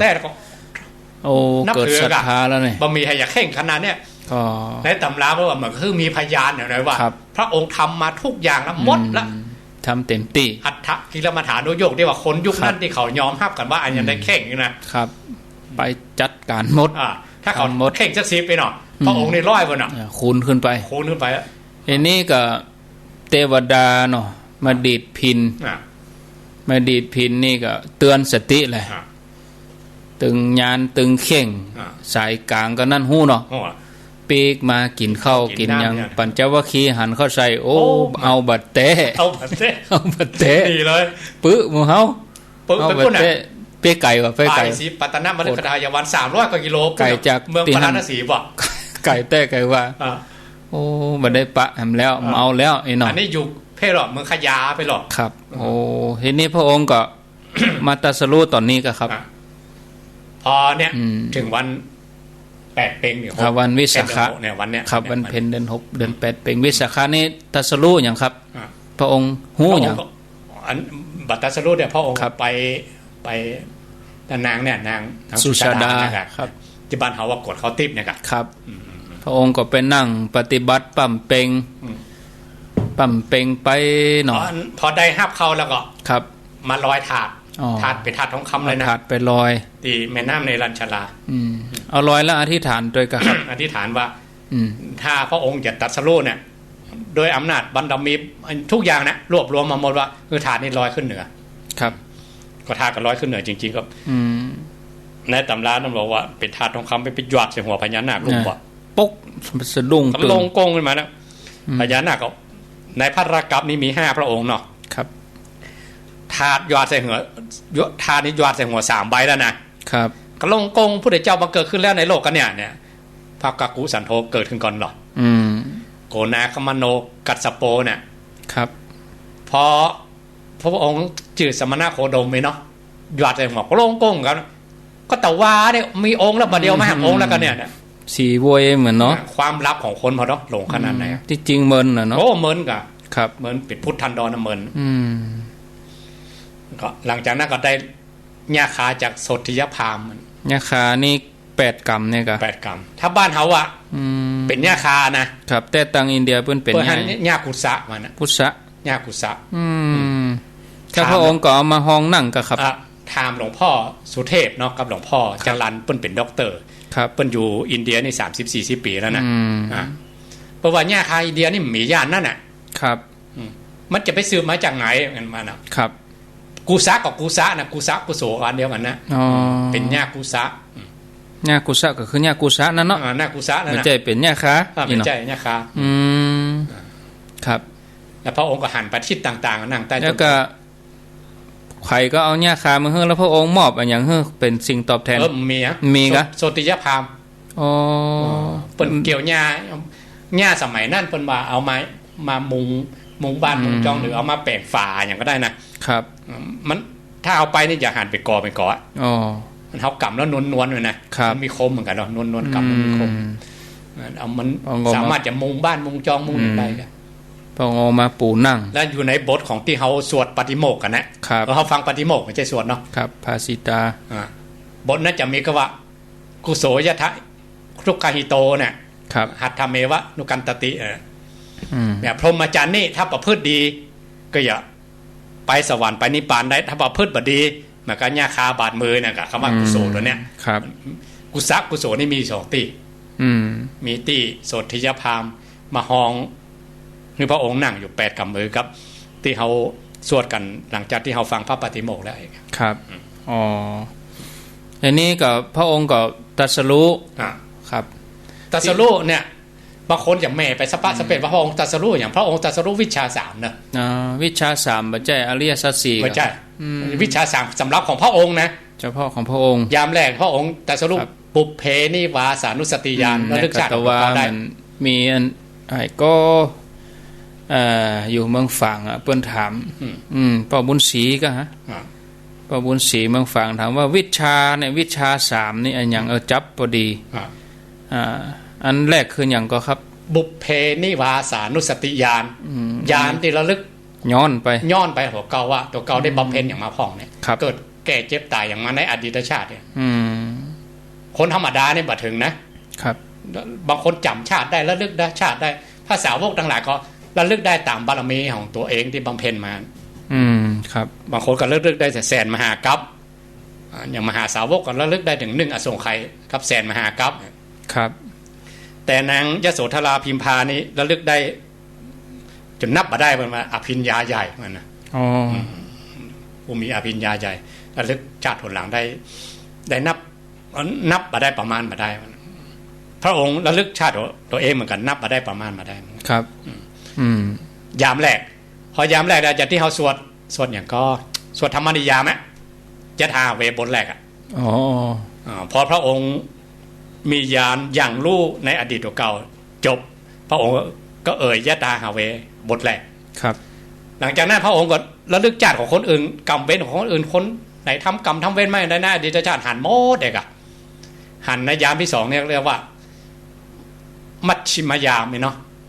จุดตูปปาตยานครับระลึกชาติของคนอื่นได้หมดหันจากเกิดหันบุญหันบารมีหันกรรมหันเวรหมดเกิดจากหยังมาเนาะบุพกรรมเป็นหยังมาเนาะทุกตัวเลยสัตว์ที่เวียนว่ายแต่เกิดในโลกวัฏสงสารเข้าในข่ายของพระองค์หมดครับจนจบมัชชิมยามจนยามสุดท้ายอาสวัคยญาณของบังเกิดครับคำว่าวิชา3ของสาวกของพุทธองค์นี้ต่างกันก็ครับต่างกันของสาวกก็เทียบกับมันกระต่ายลอยน้ำแต่ว่ายข้ามพ้นเหมือนกันสาวกแหมย่างสาวกแหมย่างพุทธเจ้ากับแหมย่างเพราะนั้นมันต้องแม่ไปไก่เนอะได้ตำราเพิ่นมีว่าพระองค์ตรัสรู้วิชา3เนี่ยนะครับแล้วอริยสัจ4นี่เราคือเป็นมันอยู่ในหั่นมีในหั่นอยู่ในอาสวัคยญาณอยู่ในหั่นสอนหั่นจันสอนหั่นจันแล้วบางคนก็บอกว่าเป็นปฏิจจสมุปบาทนี่ก็ได้อันนั้นก็เพราะถ้ารายละเอียดจริงๆพระองค์ไปสัปดาห์ที่4พวกขยายออกไปในสัตตมหาสถานสัปดาห์ที่4พวกรัศมีพระองค์ถึงเกิดเนี่ยครับฉับพลันนรังสีนี่นะนั่นถ้าคนไหนวาดในฝาผนังก็ดีมีรัศมีเกิดใต้ต้นโพยนะใจเตี้ยสลากับประจบเหมือนกันต้องมีต้องมีรัศมีเป่งปังเตี้ยบางคนไปใส่รัศมีพระองค์ตั้งแต่ห้าเข้าบาทนางสุชาดาไปแล้วก็ตั้งแต่เป็นทารกแล้วเหรอตั้งเป็นกุมารแล้วเหรอต้องเป็นรัศมีออกตอนนั้นเหรอมันเลยครูไปก็ฉับพลันนรังสีนี่ต้องไปปุ่นสัปดาห์ที่4ปุ่นก่อนถึงจะเกิดอีกเนาะเมื่อตรัสรู้เสร็จแล้วพระองค์ก็ไผจะฮู้เหมือนเฮาหาเป็นกำกึดให้บ่นี่ตรัสรู้อันเนี้ย2อย่างแล้วเนาะวิสาขะเนาะครับวันประสูติก็ครับนะเดี๋ยว8เป็นไงนะได้ตรัสรู้ละแล้วตรัสรู้กับวันเนี้ยครับแล้วก็เล็งพอธรรมะของเฮานี่ไผจะฮู้เหมือนเฮาก็มุ่งไปแหละมุ่งไปคนที่เคยดูแลเก่าก่อนและอธิษฐานมาอันข้าโอ้ถึงอีกแนวร่วมกันตัวร่วมกันมาอย่างอัญญาโกฏัญญาก็บุญเก่าบุญมีด้วยเนาะเป็นอธิษฐานมาแล้วหรออธิษฐานมาก็เลยไปหาแหละไปหาปุ๊บอันนี้สมณะโคดมมาเต็มแล้วเอาบัดแต้ตกลงกันแล้วว่าเฮาจะบ่ต้องพอต้องไว้ไผบ่ท่าไปปูผ้าปูหยังเพื่อหันพระเจ้าลืมหมดเนาะลืมหมดกั่งตังกุลีกุจอ ไปกดไปเพี้ยวไปต้อนรับล้างเท้า ลืมไปหมดหนังก็งอกแกงแงกแหละปากกว่าพระองค์จะว่าได้เนาะ อันนี้พระองค์ก็ตัดเตดที่อาจารย์น้ำครูว่าตะกี้เขาก็ต่อตะกี้เลยเนาะ ต่อเลย ธรรมจักรก็รวดไปเลยเอามาถึงช่วงดับขันป อั ริ น นิ นี้ พ คู พา ณ น ไป45ปีเนี่ย ครับ บวกไป10มันใช่คูณเนาะ พระองค์ใจเวลาเผยแผ่นี่กี่ปี 45ภาษา พระองค์ตรัสรู้อายุเท่าใดครับ อายุ35บวชอายุ บนอายุ29ค่ะ บวชอายุ29เนาะ อ่ะ แล้วก็ บำเพ็ญ6ปี บำเพ็ญ6 ปี แล้วก็ใจเวลาเผยแผ่ไปเต็ดไปสอนจรัฐะพิกเวจาริกไปหมู่นี่เนาะ 45ภาษา โอ้จนฮอดอายุเปิ้น 80นี่พระองค์ไปปรินิพพานที่ไหนครับ เมือง ที่เมืองกุสินารา อ๋อเหตุใดถึงต้องไปที่กุสินารา มันเป็นเมืองน้อย อ๋อ แล้วพระองค์ก็บอกว่าในอดีตชาติเมืองนี้เป็นเมืองของพระเจ้าสุทัศนมหาจักรพรรดิเมืองที่ใหญ่ที่สุดเลย อ๋อ เป็น ครับ จากเกิดของพระองค์เองนั่นน่ะเสียง10อย่างเสียงป้อก้าเสียงแม่ก้าเสียงดุริยะดนตรี10อย่างนี้บักเกยขาดตั้งเมื่อวันเมื่อคืนน่ะ ครับอันนี้ตัวก่อนที่พระองค์จะปรินิพพานนี่คือมารกะมารไปนิมนต์เนาะ ตีนี่ตีอันอย่างก็ มารนิมนต์ เมืองไผ่สาลีอ่ะ ครับนิมนต์ว่านิปานเตอร์อ่ะ อ่ะ แล้วก็ก่อนที่พระองค์จะปรินิพพานนี่ก็มีนิมิตหมายบางอย่างก็ครับที่พระทั้งหลายไปตำหนิพระอานนท์นี่ลองอาจารย์น้ำครูเล่าตอนนี้พอครับ เหมือนละฮัทก็ได้ อ่า พระองค์บำเพ็ญบารมีมา นั่นน่ะ มาเสียส่งไข่แสนมหากับแบบถ้ารวมถึงขึ้นในใจนะครับ เศร้าส่งไข่ถ้าบำเพ็ญบารมีแบบปัญญาที่กะเนี่ย พระองค์จะโทษสัตว์ได้ขนาดเนี้ยอันนั้นมันจะเกินกำลังของพระองค์ไป ครับ เกินกำลังของบารมีโพธิสัตว์เจ้าอ่ะ ครับ เพราะนั้นพระองค์จะโพธิได้แค่เนี้ยเมื่อมีรหัสอย่างเงี้ย ครับ พระองค์จะต่ออายุตัวเก่าขึ้นไปเองเนาะก็มารก็มาราธนาแล้วเหมือนกับมีรหัสอ่ะพอบอกพระอานนท์ปุ๊บมันก็มาเลยอ่ะ อ๋อหูเลยเนาะ หูเลยอ่ะ ครับ หูเลยบ่ฮือพระองค์ได้อยู่แล้วอีกอ่ะ เพราะตัวเนี้ยอีเดนเนาะง่ายๆเนาะ คือสัตว์โลกทั้งหลายมืดดำอยู่เนี้ยพอแล้วพอมันมาแต่พระองค์ตรัสรู้ใหม่ๆแล้วนะครับ มาลองกำลังเลยนะ พอพระองค์ตรัสรู้เสร็จก็เข้ามาแล้ว ครับ พระองค์นี่ปานเนี่ยเด้อพอสัตว์โลกทั้งหลายมืดบอด สำเร็จแล้วรู้หูแล้วล้อไอ้เนาะหูแล้วก็ไปเลยไอ้เนาะมันก็ว่าไอ้เนาะพระองค์ว่าไปเตื้อห่วง ต ลู ราก บใด ห่วง ที่ หลาน พุทธบริษัททั้งหลายบ่มั่นคงอีกอ่ะ ครับห่วงลูกห่วงหลานอยู่คนที่เคยสร้างบารมีร่วมกับตัวเปิ้นยังมีอยู่อีกเนาะ พระองค์จะเป็นพุทธเจ้าก็เพื่ออย่างเนี้ยถ้าบ่ได้โพลคนทั้งหลายบ่เอาสัตว์โลกทั้งหลายออกจากคุกออกจากโลกวัฏสงสารพระองค์จะเป็นพุทธเจ้านี่หยังเองกันเนาะถ้าตามภาษาบ้านเฮาอะ ครับ พระองค์ก็ไปด้วยตัวเก่าแล้วที่มาเป็นพุทธเจ้าก็เพราะอย่างเนี้ยเพราะอยากเอาสัตว์โลกทั้งหลายไปโดยพระองค์เอง แล้วก็พระนนท์ก็เลยบัทูลขอ 16ครั้งมานะ บอกขนาดนี้นะเป็นนัยยะเนาะว่าจะปณิพพานแล้วนะเนาะเป็นนัยยะไว้พระนนท์ก็บ่เอ๊ะใจสักน้อยเนาะ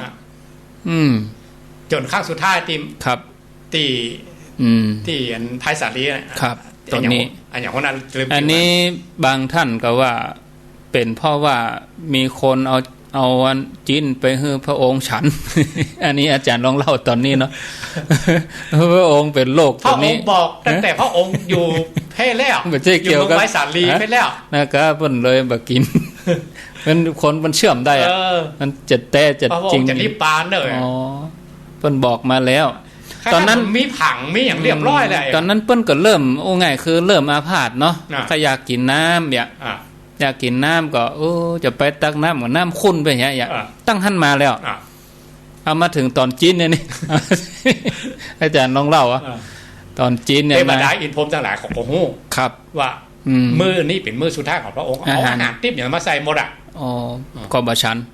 พระองค์ก็ฉันด้วยตัวนี้แล้วพระองค์บอกเอาขึ้นไปฝังเนี่ย ครับ ตนอื่นฉันแล้วก็จะเป็นปีดอีกอ่ะ เพ ราะเป็นอาหาร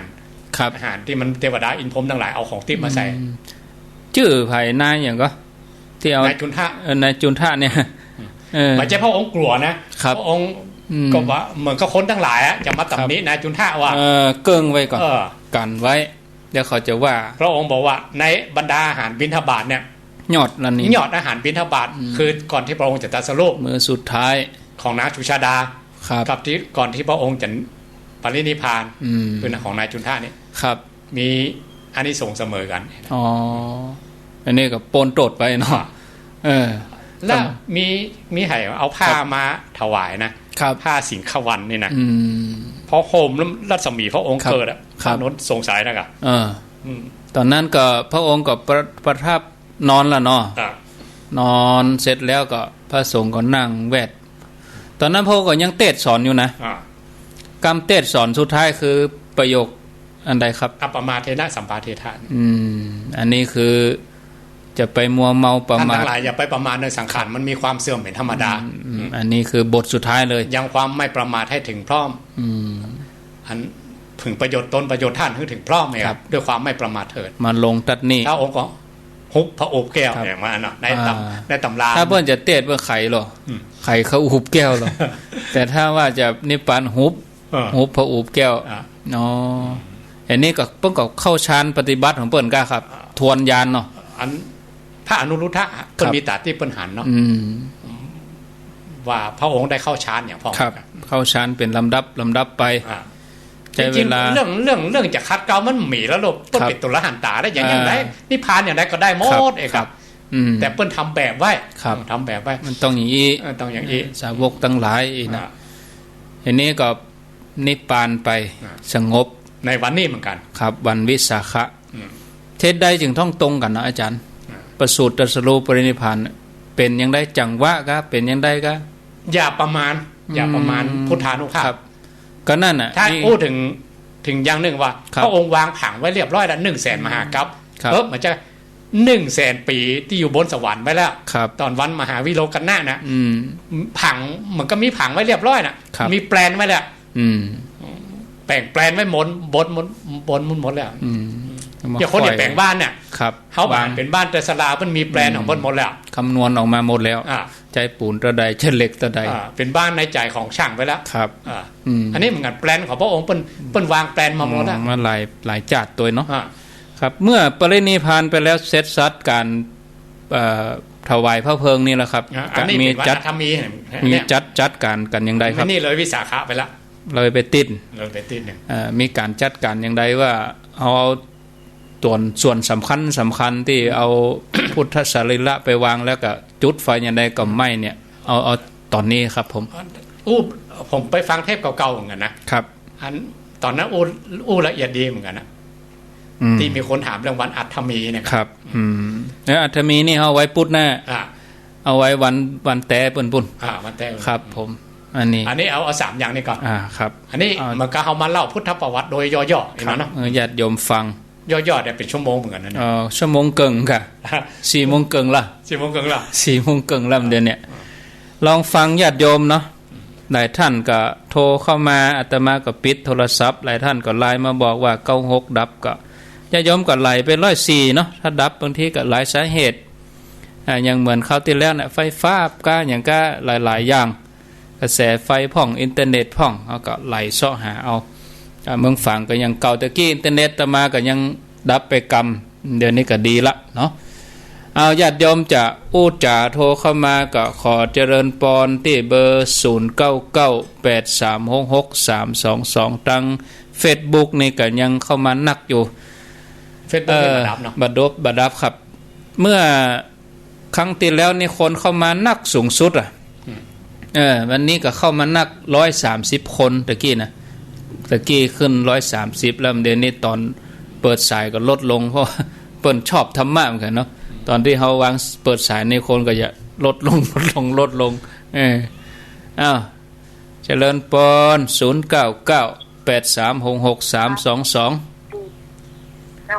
เจ้าจากดังใดผมเคยสุพรรณนะเจ้าโอ้แม่ก้อยเจ้าฟังเด้อเนี่ยดูวันที่พุทธะอันนี้ที่คันว่าพระพุทธโคดมนี่นะที่เวิร์กคอยโอ้เดี๋ยวนี้เปิ้นเล่นเห็นหรอเดี๋ยวนี้เล่นเห็นหรอจำดูชุอันน่ะเจ้าย่านี้ดูเปิ้นเล่นเหมือนหรออ๋อเปิ้นเอามาทวนน่ะหนังก็แม่พ่อหนังก็หนังนะน่ะก็เวลาใดแม่พอเวลาใด7 โมงเกิงเนี่ย7 โมงแม่แรงเนาะตั้งแต่ทุ่มเกิงเนาะ โอ้รู้ต่างกากินข้าวแรงแล้วก็พอกะช่องหยังช่องหยังหึช่องว่าพอเจ้าอันรู้อันนี้แสดงว่าพอแต่ช่องเวิร์กพอยอีกลองพอเนิ่มเดี๋ยวนี้ถึงตอนไหนแล้วไอ้แม่แล้วเดี๋ยวนี้แสดงไงล่ะใจไอ้แม่พอถึงตอนไหนล่ะพระพุทธเจ้าเปิ่นไปถึงไหนล่ะที่แม่พอโอ้ประเดี๋ยวนี้กำลังแต่งงานประเทศใหม่นะเข้าท่าดีแท้จับจังหวะเนาะก็เรียกนี่ก็เอาจุดเดียวนะกำลังอภิเษกสมรสโอ้เปิ่นเอามาฉายจับวิสาขาเนี่ยโอ้แต่จวนพอกันเนาะพอข่าวก็เครียดมาพอหนังพระพุทธเจ้าดีกว่าเนาะม่วนดิมันโควิดตลอดน่ะโควิดตลอดเลยเปิ้นเอามาฉายเมินก่อนแม่ไปถึงกี่โมงเปิ้นจบถึงกี่โมง8 โมงเล่นบ่เมินประเดี๋ยวนี้เล่นบ่เมินมันเล่นแค่กึ่งก็ดีแล้วเนาะหมอกคือเฮาชวนติดตามยินดีเนอะสาธุแม่ก้อยสุพรรณปากก้อยอ้าว0998366322เอามีเข้ามาอาจจะจาก็ขอเจริญปอนแสดงว่า96นี่ดับไปนะถ้า96บ่ดับนี่บ่โทรมาสุนสันอุนอันอดอัดอันนี้โยมถ้าจะไหลไป104อาตมาว่านั้นร้านก๋วยเตี๋ยวปิดเฮาก็ไปร้านข้าวผั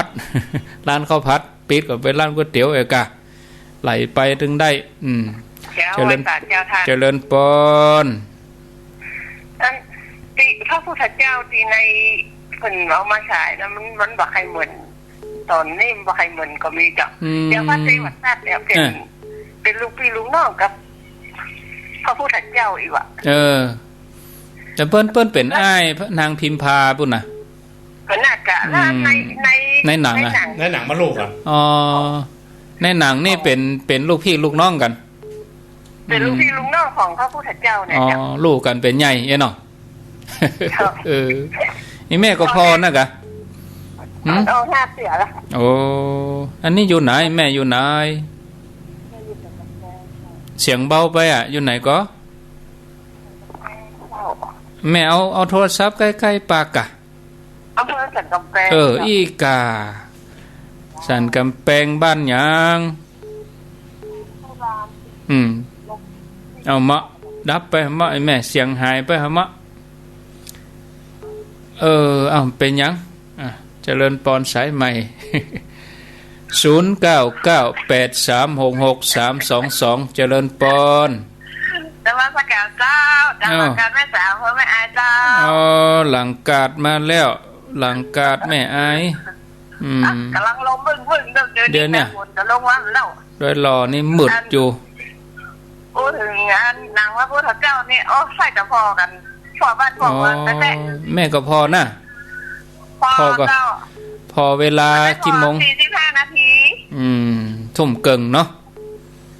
กี่ข้อแรงแล้วจับพอดีมันจะออกไหมได้บอกคนเท่าพอรู้นี่เจ้าไปดีแค่โทรไปบอกเพื่อนเอาออกสักชั่วโมงโทรบอกกันเบิกพอยนะแม่ยังห้ามกาไฟนะอีหนอท่านพระพุทธเจ้ามีคำถามหน่อยเชิญเลยได้ก็ต้องได้กะสมมติว่าอันเปิ่น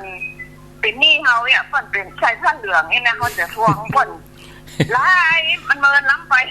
เอาแต่อย่างใดดีฮู้จักเกยกันชินกันก่อเกยเจ้าเกยก็บอกชื่อไปเลยกะเกยก็บอกชื่อไปเลยกะเพราะว่ามีเงินหมื่นจะไปลื่นทุกเจ้าอย่านั่นมาท่องไว้อันนี้เขาขายครัวนะเจ้าขายครัวกินเปอร์เซ็นต์เนี่ยนะนั่นอันนี้ก็ได้ปีไปแล้วนะเนี่ยแยกกันได้แยกได้อันนี้เดียวอนุโมทนาเปิดน้อยก็นักล้ำไปเป็น6 วันด้วยก็เดี๋ยวก็ก้อยว่ากันถ้าเกยกันก็อู้มันกันเนอะ แต่ว่าอย่างแก่ก็ไปได้เขาปวดแบบมั้ง อย่างใดก็บ่ดีเอาสาธุเนอโมทนาก้อยว่ากันมันนี้เจ้านากะมันนี้มันถึงนี้สายต่อไปอันนี้หลังการไว้จ้าท่านเจ้าวันนี้ใครขอถามปัญหาท่านเจ้าสัก2คำถามครับคำถามพี่หนานได้เนาะนี่พ่อหนานบ้านสลับปีอย่างเดิมครับครั้งนี้ได้ฟังถึง2ช่วงโอ้เจิญเลยเจ้าเป็นกับเจ้าโทรศัพท์บอกให้ดีตรงครับเจิญท่านเจ้าว่าที่เปิ้นโกนเข้ามาทุกปลายญาติน่ะตามที่ก่อนเคยได้เรียนเพิ่นว่าหญิงพรหมจรรย์นางสุชาดาน่ะเปิ้นมีสามีแล้วแต่เปิ้นมาบนขอลูกแล้วเปิ้นประพฤติพรหมจรรย์โกนเข้าและทีนี้โกนเข้าบ้านเฮาเนี่ยคนอย่างเปิ้นบวชพระเจ้าบวชเนี่ยบวชพระเจ้าใหม่นะครับเปิ้นโกนเข้าเพราะว่าเอาไม่ยิงที่บริสุทธิ์อ่ะเอาหัวอ้วนจริงๆมันหญิงพรหมจรรย์นั่นหมายความว่ามีสามีก็ได้มันก็ครับแต่เปิ้นประพฤติพรหมจรรย์ห้ามสาศีลแล้วก็โกนนะครับแต่มันยังว่าเพี้ยนว่าบางที่เพราะว่าเอาไม่ยิงที่บริสุทธิ์มาโกนอันนี้คำถามหนึ่งและคำถามที่2นะครับว่าพระเจ้าได้เปิ้นฮับก่อนที่เปิ้นจะเสด็จดับขันปรินิพพานนะเปิ้นได้ฉันภัตตาหารสุกละเพราะว่าสุกละนี่มันคือเนื้อสุกรอ่อนก็ว่าเนื้อเห็ดกันแน่ครับเพราะบางปลาจานบางคนก็ว่าเป็นเห็ดบางคนบอกว่าเนื้อสุกรอ่อนของนายจุนทะมานำมาถวายครับอันที่มันถูกแต่มันคืออันอย่างแต่ครับเดี๋ยวเพิ่นนำขึ้นไปฝังแต่หันหูในวิหารก็เป็นหูเห็ดว่ามันคืออันอย่างแต่เวลาเขียนเป็นเห็ดครับไว้ตาตั้งเจ้านะครับด้วยแก้ปัญหาตุเนอร์ยากไว้ตาครับอ้าวขอบคุณป้นนานอ้าวก็พักก่อนเนาะพักตอบก่อนอาจจะได้ตอบยาวหน่อยสัก10กว่านาที20นาทีจะได้มาจาฟังอาจารย์ท่านพระครูสุเมธธรรมเสวีกับอาตมาภาพได้ร่วมกันจาสนทนาตอบปัญหาของป้นนานก็ขอบคุณคำถามนะป้นนานนี่ได้ความรู้ตัวกันตึงหมู่เนาะสายที่1อันนี้แม่ก้อยปากกล้วยสุพรรณฟังหนังพอหนังอันพระพุทธเจ้าเวลาทุ่มเกิงถึง2 ทุ่มเนี่ยพอไปช่องเวิร์กพอยต์ไม่อุ้ยปอุ้ยตั้งหลายออกตึงวันดีละเข้ากับเหตุสถานการณ์พอดีคนเฒ่าอยู่บ้านง่อมแม่แรงมาก็พอหนังพระพุทธเจ้าดีเขาก็เฮาไปพอหนังละครบุบตีกันเนาะมีกาหนังอิจฉาริษยาบุบกันตีกันพอหนังพระพุทธเจ้านี่จะได้เพิ่มเติมศรัทธาแล้วก็เขาก็เหมือนเขาได้เฮียนเป็นในตัวนะสายที่2สันกำแพงสายที่3นี่หลังกาดแม่สาวอำเภอแม่อายสายที่4ก็ป้อหนานยางเนื่องสารปีส่วนสายที่3นี่ก็คงจะบ่ได้ตอบอย่างนักเนาะเป็นปัญหาส่วนตัวของแม่ก็อาตมาก็ไปแล้วแบบที่เล่นที่จริงอย่างใดเขาก็กันไปเถอะเนาะศรัทธาญาติโยมมันเป็นปัญหาส่วนตัวเนาะลองไปไปจากันถ้าเขาจะไปตอบเอาวิทยุนี่ก็บางทีเขาก็ฝนบ่ตกเขาบ่ฮู้เฮือนไผหัวอันนี้ก็เป็นเรื่องระหว่าง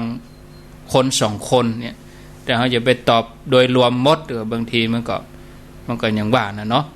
บางทีเจ้าตัวเพิ่นอาจจะฟังอยู่ก็เขาก็บ่ฮู้เนี่ยมันจะตามใจกันมันจะบ่ม่วนตึงฝ่ายของโยมตัวตึงฝ่ายของตัวเปิ้นตัวนะขออนุญาตคำถามที่3นี่ขอยกยอดไปเนาะคำถามที่4ของยังเนิ่งสารปี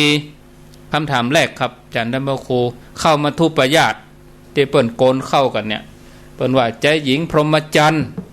แล้วก็ตามที่ฟังครูบาอาจารย์ก็ว่านางสุชาดาเนี่ยเปิ้นไปบนขอลูกนะ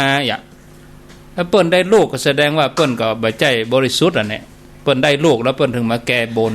เอาเข้ามาแก้บน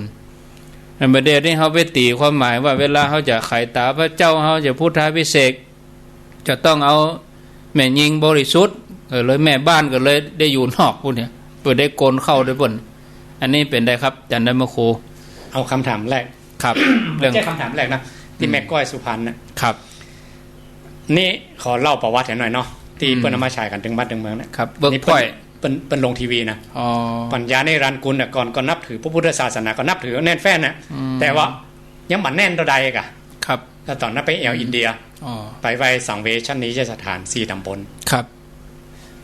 ไปแล้วก็เกิดความเลื่อมใสยิ่งขึ้นไปคุณปัญญานิรันดร์กุลนี่คือเป็นเจ้าของช่องเวิร์กพอยต์นั่นน่ะที่เอามาฉายพอทั้งหลายพอนะหลายรอบนี่เปิ้นถ้าจะมีความศรัทธาเนาะครับเปิ้นศรัทธาเฮาอยากช่วยเผยแพร่พุทธประวัติหรือให้เผยแพร่อันเรื่องอินเดียที่มาไหว้มาศาลนี่อย่างไรเนาะแนวใดดีตอนนั้นอยู่บนเครื่องบินเปิ้นมาสัมภาษณ์มารู้นี่นะกึดเนาะถ้าอภิหารมีจริงก็ต้องได้ทำให้สักอย่างอะเนาะอันนี้ติมาเด้อติมานะครับอันนี้เปิ้นเล่าเองเนาะตัวเปิ้นเป็นสื่ออยู่แล้วทำโทรทัศน์อยู่แล้วอะไรอย่างใดจะช่วยอย่างใดเผยแพร่อย่างใดโดยพุทธานุภาพธรรมานุภาพสังฆานุภาพหรือด้วยบุญบารมีของตัวเก่าก็ดีอธิษฐานใจด้วยนะอยู่บนเครื่องบินเนี่ยว่านะครับพอแจ้งมาตอนนั่นว่านะครับตอนนั้นหนังซีรีส์ของเกาหลีกำลังดังโอ้คนนึงเรื่องหนังเกาหลีเนี่ยแดจังกึมน่ะสปะแดจังกึมเนาะแล้วก็หนังจีนพ่องคือถ้าหนังไทยก็จักวงเนี่ยนะมันหนังจีนกับเปาปุ้นจินเนี่ยโถกำลังดังแล้วลูกน้องเนี่ยไปดูหนังเรื่องนี้มาก็ปิ้งอีกตอนนั้นนี่ยังไม่ได้แปลเป็นไทยเลยเนาะกำอู้กำอย่างก็เป็นฝรั่งเป็นอินเดียแล้วก็เอาหนังเนี่ยมาวางไปโต๊ะเจ้านายครับว่าเพื่อเจ้านายอย่าพอบอกหวังว่าบ่มีสักเปอร์เซ็นต์นะหัวเจนได้เขาอาจจะพอเพลินๆไปกะเก็บไว้ใต้ดินจักกะนี่เนาะพอมาหารยองบนโต๊ะ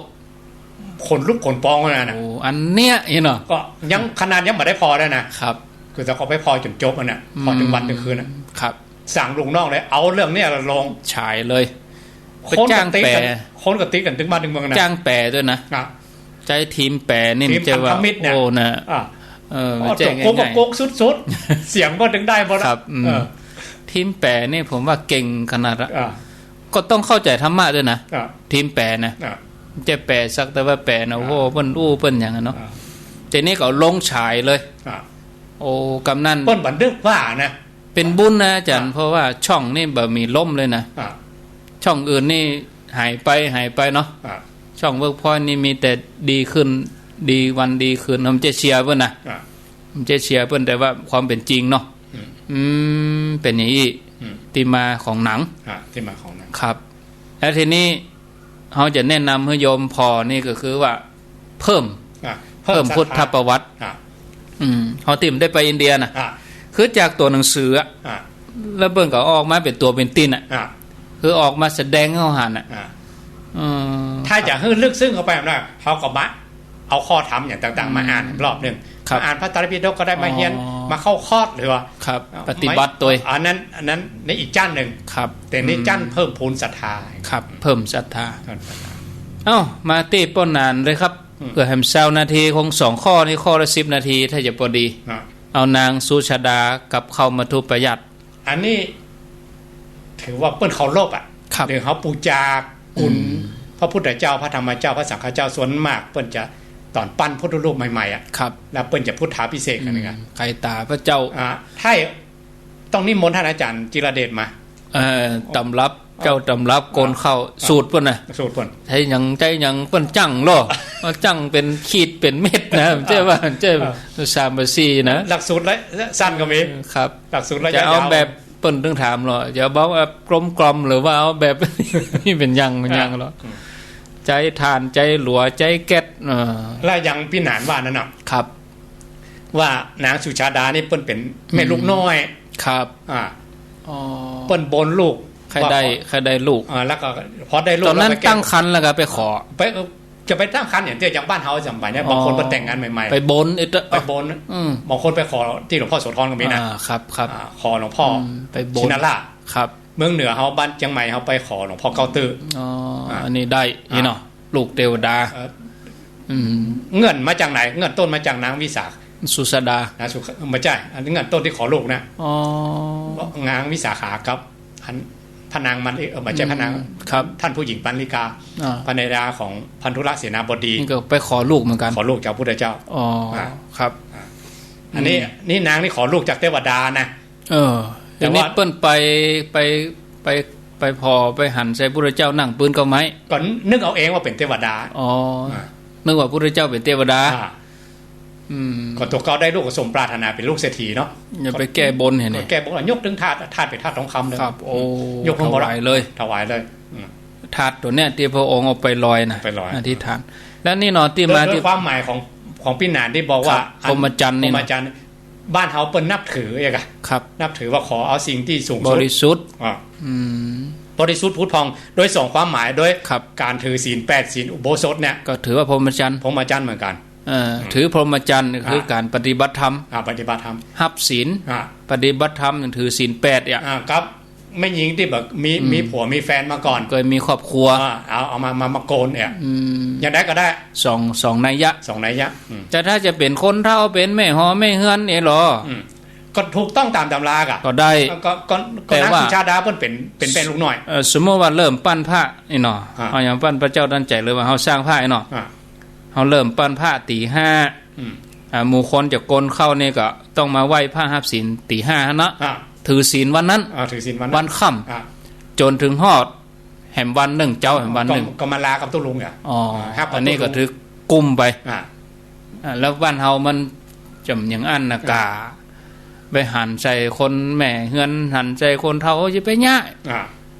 สวะเขาว่าจะไปย่าเนี่ยสวะเลยคืดละคืดตามกำปากคนแต่ถึงทำได้เนาะทำได้บ่ผิดตำราเนี่ยทำได้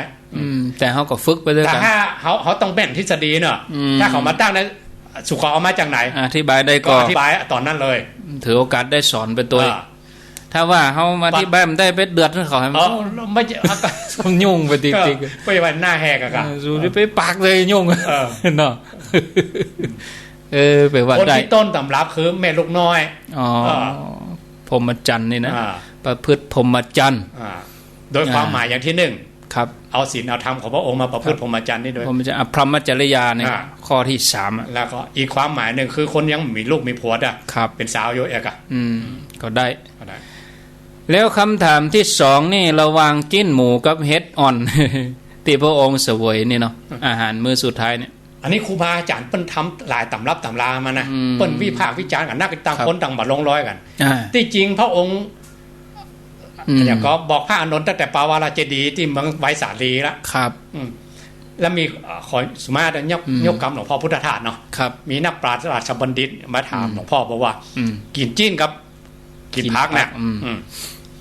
ครับอันไหนดีครับเป็นบุญก็เป็นบาปหลวงเอาสุมาหลวงพ่อมันหวานจริงๆนะครับเพราะว่าอันกินพักกินไม้ก็เป็นงัวเป็นควายกินจิ้นกินปลาก็เป็นยักษ์เป็นมารมาเนาะกินนี่มีสติด้านตู้เจ้าให้กินอย่างครับถ้าคนประพฤติพรหมจรรย์หลวงพ่อพุทธทาสก็บอกว่าปฏิสังขายโยยถาปิปัจจยังอัจฉมยาเนี่ยก็ของพุทธเจ้าแท้ๆเอาตัวนี้มาเป็นเกณฑ์กันทาตุมัตตะโกขึ้นชื่อว่าเป็นปัจจัย4อ่ะ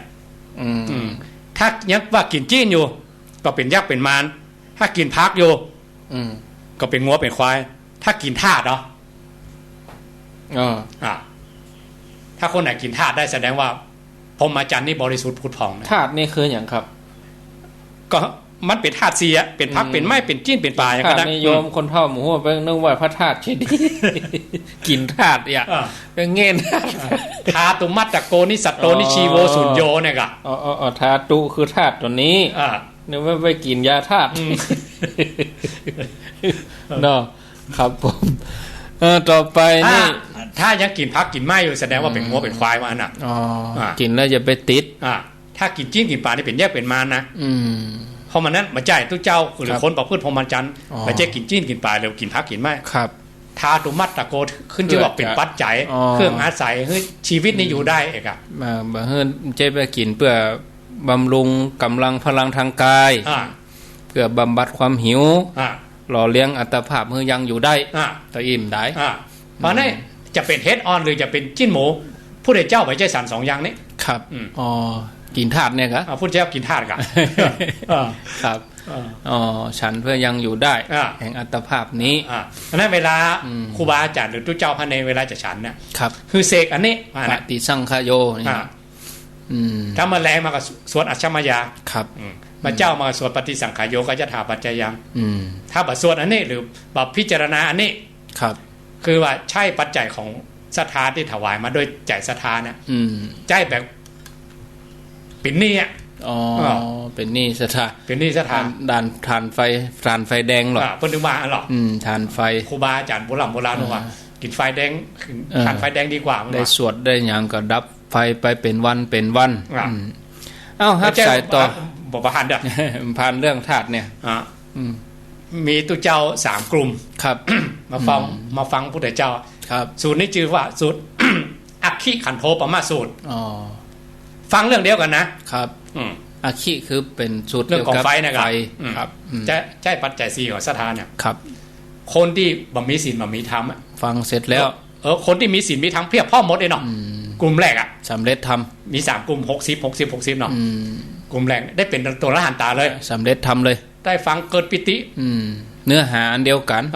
ครับและกลุ่มที่2นี่บอกดังๆไปพ่อโกงหลายๆเนี่ยกลาง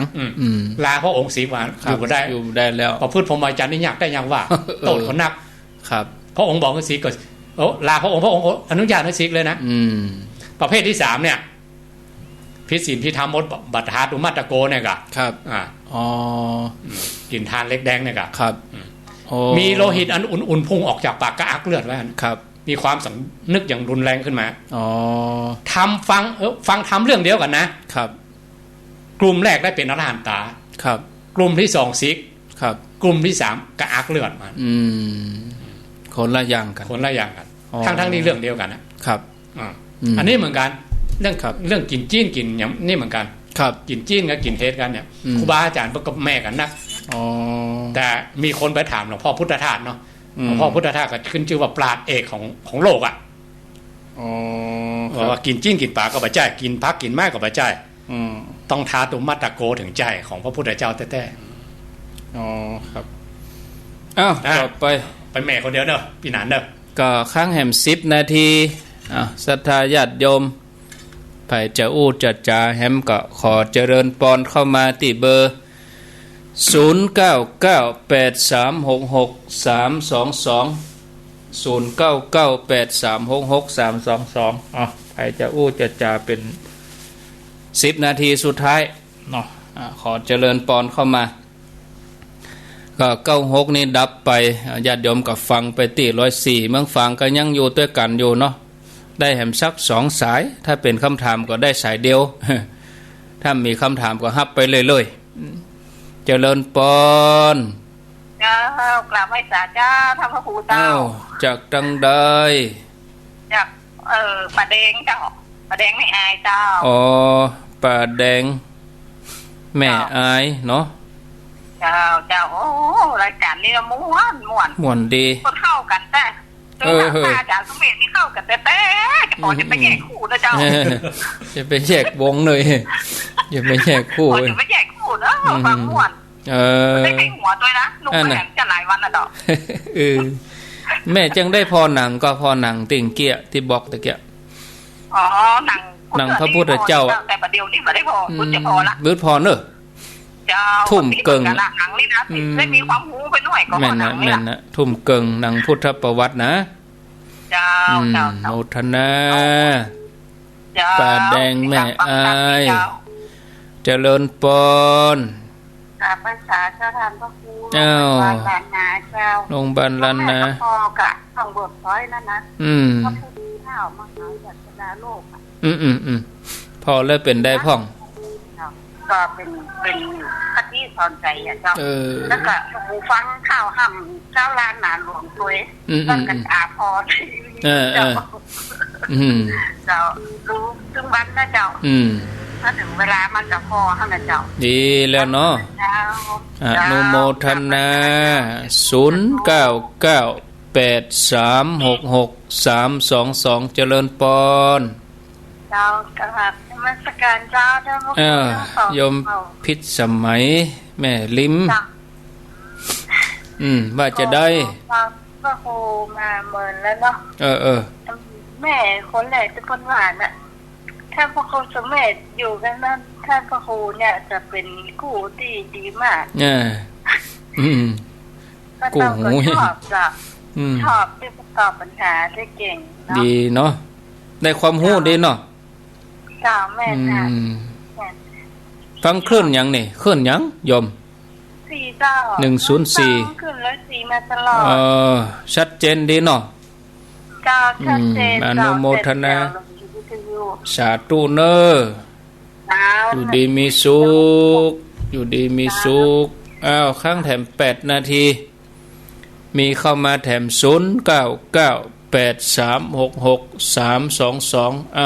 มีก็ศรัทธา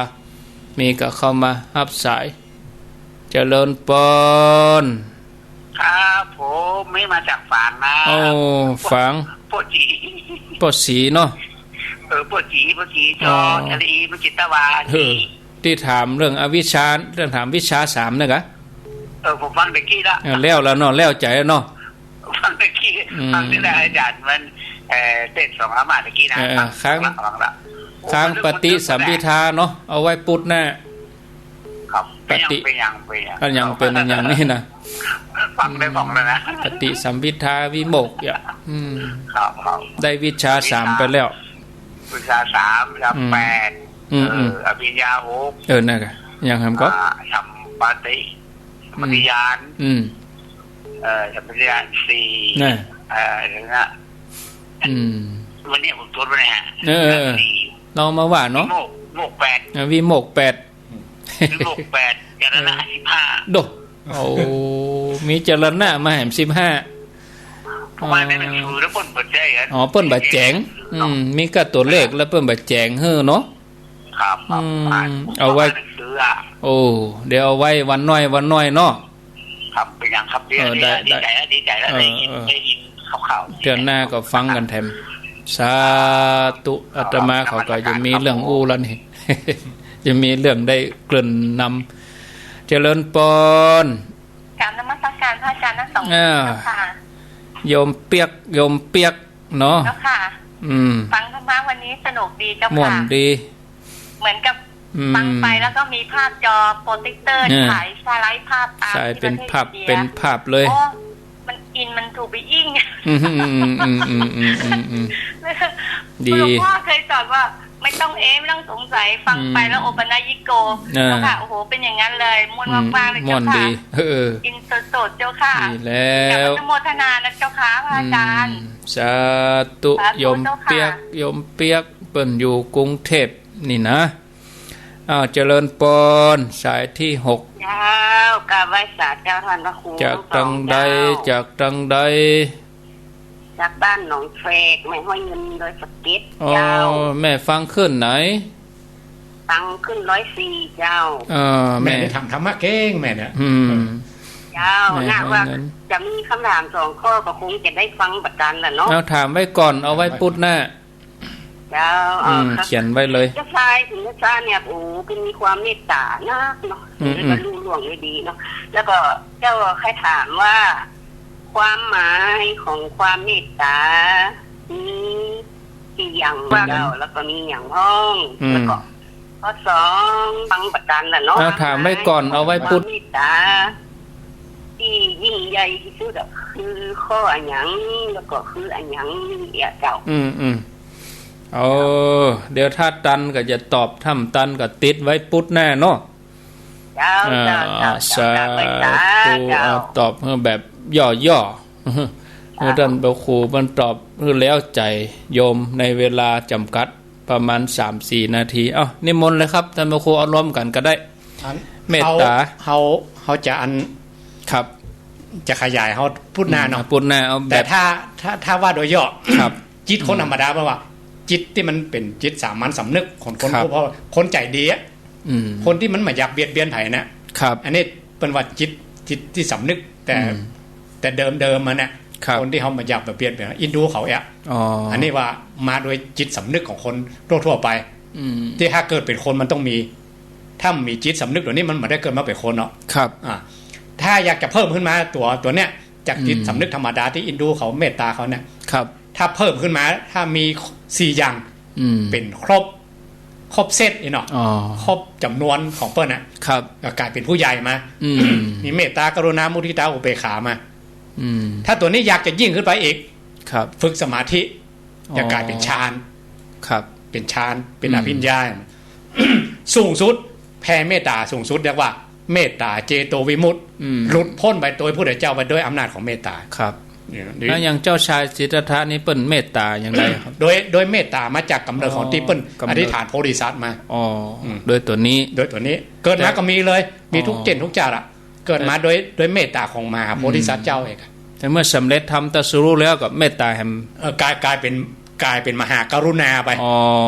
ครับเปลี่ยนเลยเนาะเปลี่ยนเลยแล้วอย่างหมู่เฮาเนาะอย่างหมู่เฮาเป็นฆราวาสญาติโยมปุถุชนธรรมดาเนี่ยจะเมตตาอย่างไรเมตตาด้วยการ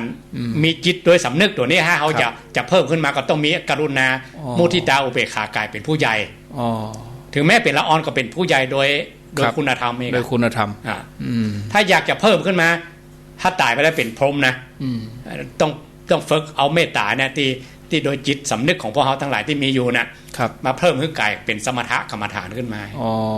จะได้ฌานได้สมาธิ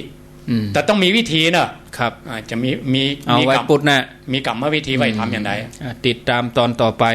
ถ้าสูงสุดเมตตาจะทรงให้ถึงเป็นเจโตวิมุตติถ้าได้เป็นอรหันตาก็เป็นอรหันตาประเภทที่ปอที่มึงฟังตะเกียบปอสีครับเป็นอรหันตาประเภทวิชา3อภิญญา6วิโมกข์8ได้ตัวนี้ปฏิสัมภิทายาน4ตัวนี้อย่าตัวมาเลยมานะครับเสียดายเวลาหมดเห็นแล้วเอาไว้พูดนะก็มาขยายความเนาะติดตามตอนต่อไปนิมนต์ครับลาศรัทธาตั้งหลายครับถ้าพูดนาก็ว่าความเดิมตอนที่แล้วครับผมได้หมายไว้นี่ครับ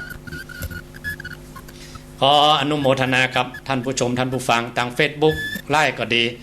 ทาง Facebook ที่ฟังย้อนหลังก็ดีท่านผู้ฟังทางวิทยุตามสถานีต่างๆที่ท่านอาจารย์ท่านพระครูอภิวัฒนวิกรมไปตอนเริ่มต้นรายการวันนี้คือเข้ากับเหตุการณ์ว่าเป็นวันสัปดาห์แห่งวิสาขบูชาคล้ายวันที่พระองค์ประสูติตรัสรู้และปรินิพพานบุญใดกุศลใดที่ได้อู้จากวันนี้ขออ้างเอาคุณแก้ว3ประการสัพพพุทธานุภาเวนะโดยอนุภาพของพุทธเจ้าทั้งหลายทั้งปวงสัพพธรรมานุภาเวนะโดยอนุภาพของพระธรรมเจ้าทั้งหลายทั้งปวงสัพพสังฆานุภาเวนะโดยอนุภาพของพระสังฆเจ้าทั้งหลายทั้งปวงสัทธาโสธีพระวันตุเตก็ขอความสุขสวัสดีทั้งหลายจงมีแก่ท่านผู้ชมท่านผู้ฟังทุกท่านทุกคนเถิดสาธุ